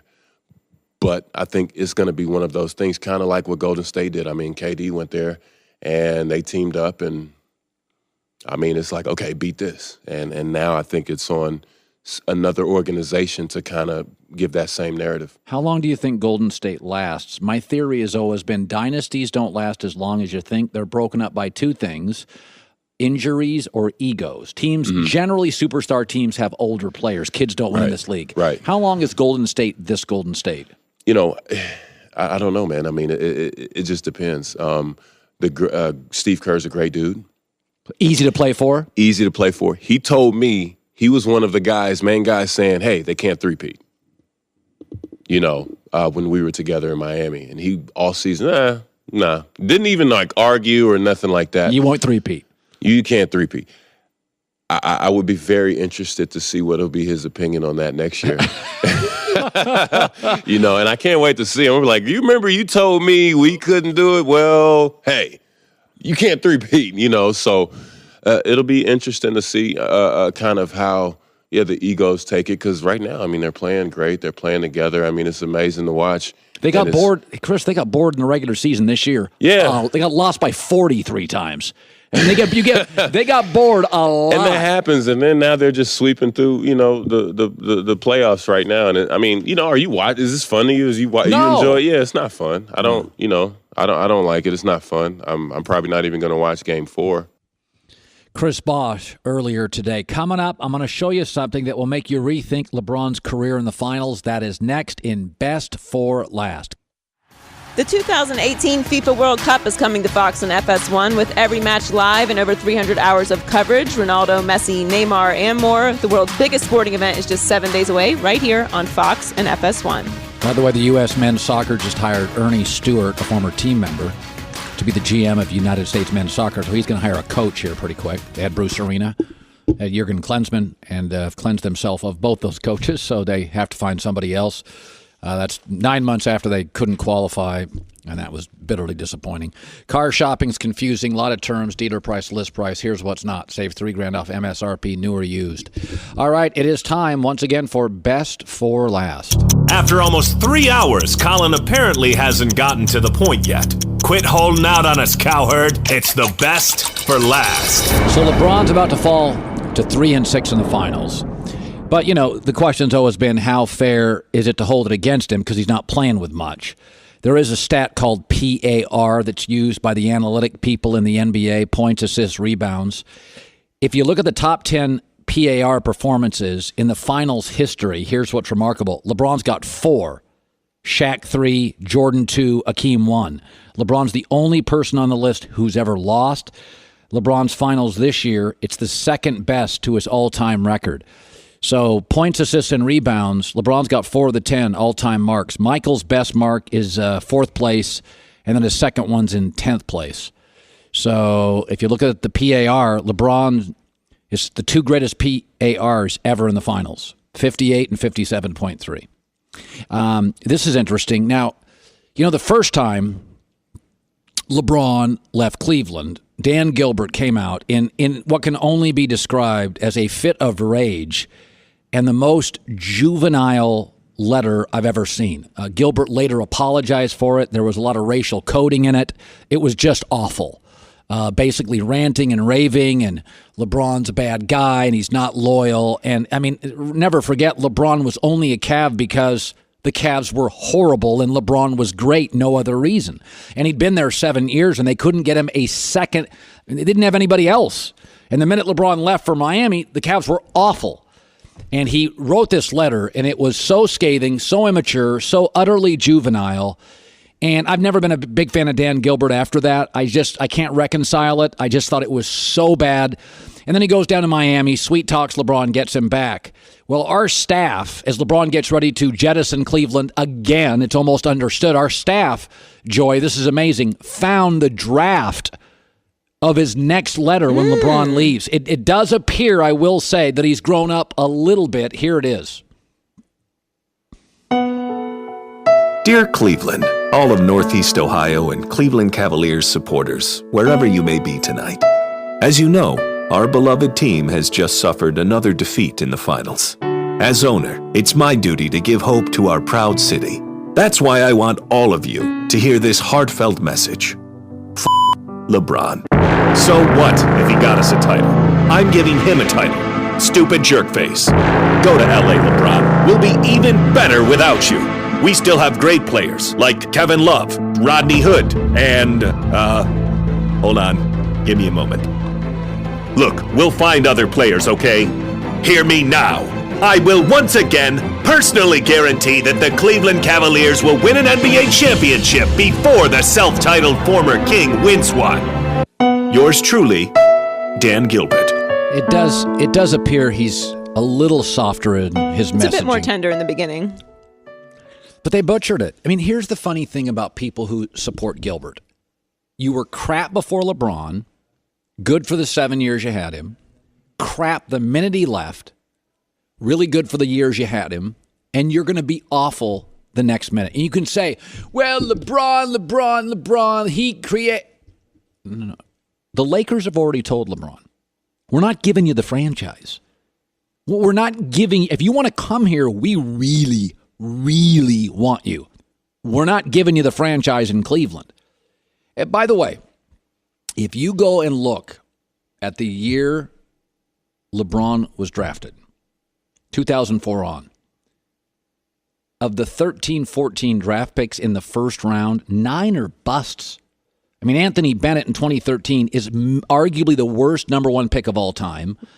Luke Jackson, J.J. Hickson, Deion Waiters. Tristan Thompson was picked 4th. It should be noted, in the 2011 draft, he wasn't the best Thompson. Klay Thompson was picked 11th. Jimmy Butler and Kawhi Leonard were both later. Listen, you can blame whoever you want. You get your young stars in the draft. Kyrie is your only home run. And Kyrie, you just traded for nothing. So you can say, well, LeBron did this. If we were in a relationship, if you're a woman listening to my show, we're in a relationship. I'm a loser before you. And then we hang out for 7 years. People start really respecting me. Then you dump me and I'm a loser immediately. And then you come back for 4 years and we hook up and people, once again, I'm talked about and respected. Then you leave and I'm a loser within an hour. I'm a loser. That's all this is. It's a relationship. The Cavs are losers. LeBron's a winner. And once again, he'll leave them and they're going to be a disaster. Vegas has him at 500-1 to win the championship next year, which puts him up there with Phoenix and Orlando. You got to be careful, Colin. Might talk Dan Gilbert into writing a letter about you. He's my least favorite person in American sports. I'm trying to think who else. James Dolan doesn't have a great reputation. Yeah. You know, I laugh, too, at these owners. When Dan Gilbert wrote that letter, it was just so poisoned, full of venom. A lot of these owners don't like their players. They don't like paying them. They don't. They resent it. And it's like, you do get that the net worth of the Cleveland Cavaliers, the franchise worth, went up probably $300 million because of LeBron. You can't tell me if LeBron leaves, it has the same value as a franchise. Well, you mentioned earlier the great quarterbacks playing with great coaches and great owners. I mean, look at the franchises we just mentioned, the Cavs, the Knicks. You mentioned bad owners, Sarver, the Suns. Like, there's a correlation between having a system and a franchise from top to bottom that makes sense. That's why the Spurs have been so consistent. It's not an accident. So yesterday, Woj wrote a story about LeBron and the Lakers. There was a report, multiple sources saying industry people in Los Angeles who aren't necessarily Laker fans think he's coming to Los Angeles. From the very beginning, I've selfishly said I'll buy season tickets if he comes here. So I would love to see Los Angeles be the destination for LeBron. You're gonna leave for LA. It's the worst kept secret in the NBA. Colin Cowherd knows, even my digits know they're getting ready for LeBron's zone. So go ahead and book your flight to LA. We all know you wish you could leave today. You can stop the team from being so bad if you could put up LeBron's zone there. Very exciting. Can you imagine what it would be like in this town? God, it would be anarchy. It would be. First of all, the Rams are interesting, and well, the Dodgers aren't anymore, but the Rams are interesting. There's still the Dodgers and the Kings. We have a new stadium coming up. USC football. Chip Kelly's at Oregon. I got to be honest with you. At UCLA. UCLA. I'm sorry about that. Chip Kelly's at UCLA. USC's pretty good right now. It'd be unbelievable. Joey Taylor. This point forward on our show, made that announcement today. I want to thank Chris Bosh, Chris Broussard, Steven Jackson, and Paul Azinger for announcing the U.S. Open groupings. Tomorrow, Chris Mannix stops by.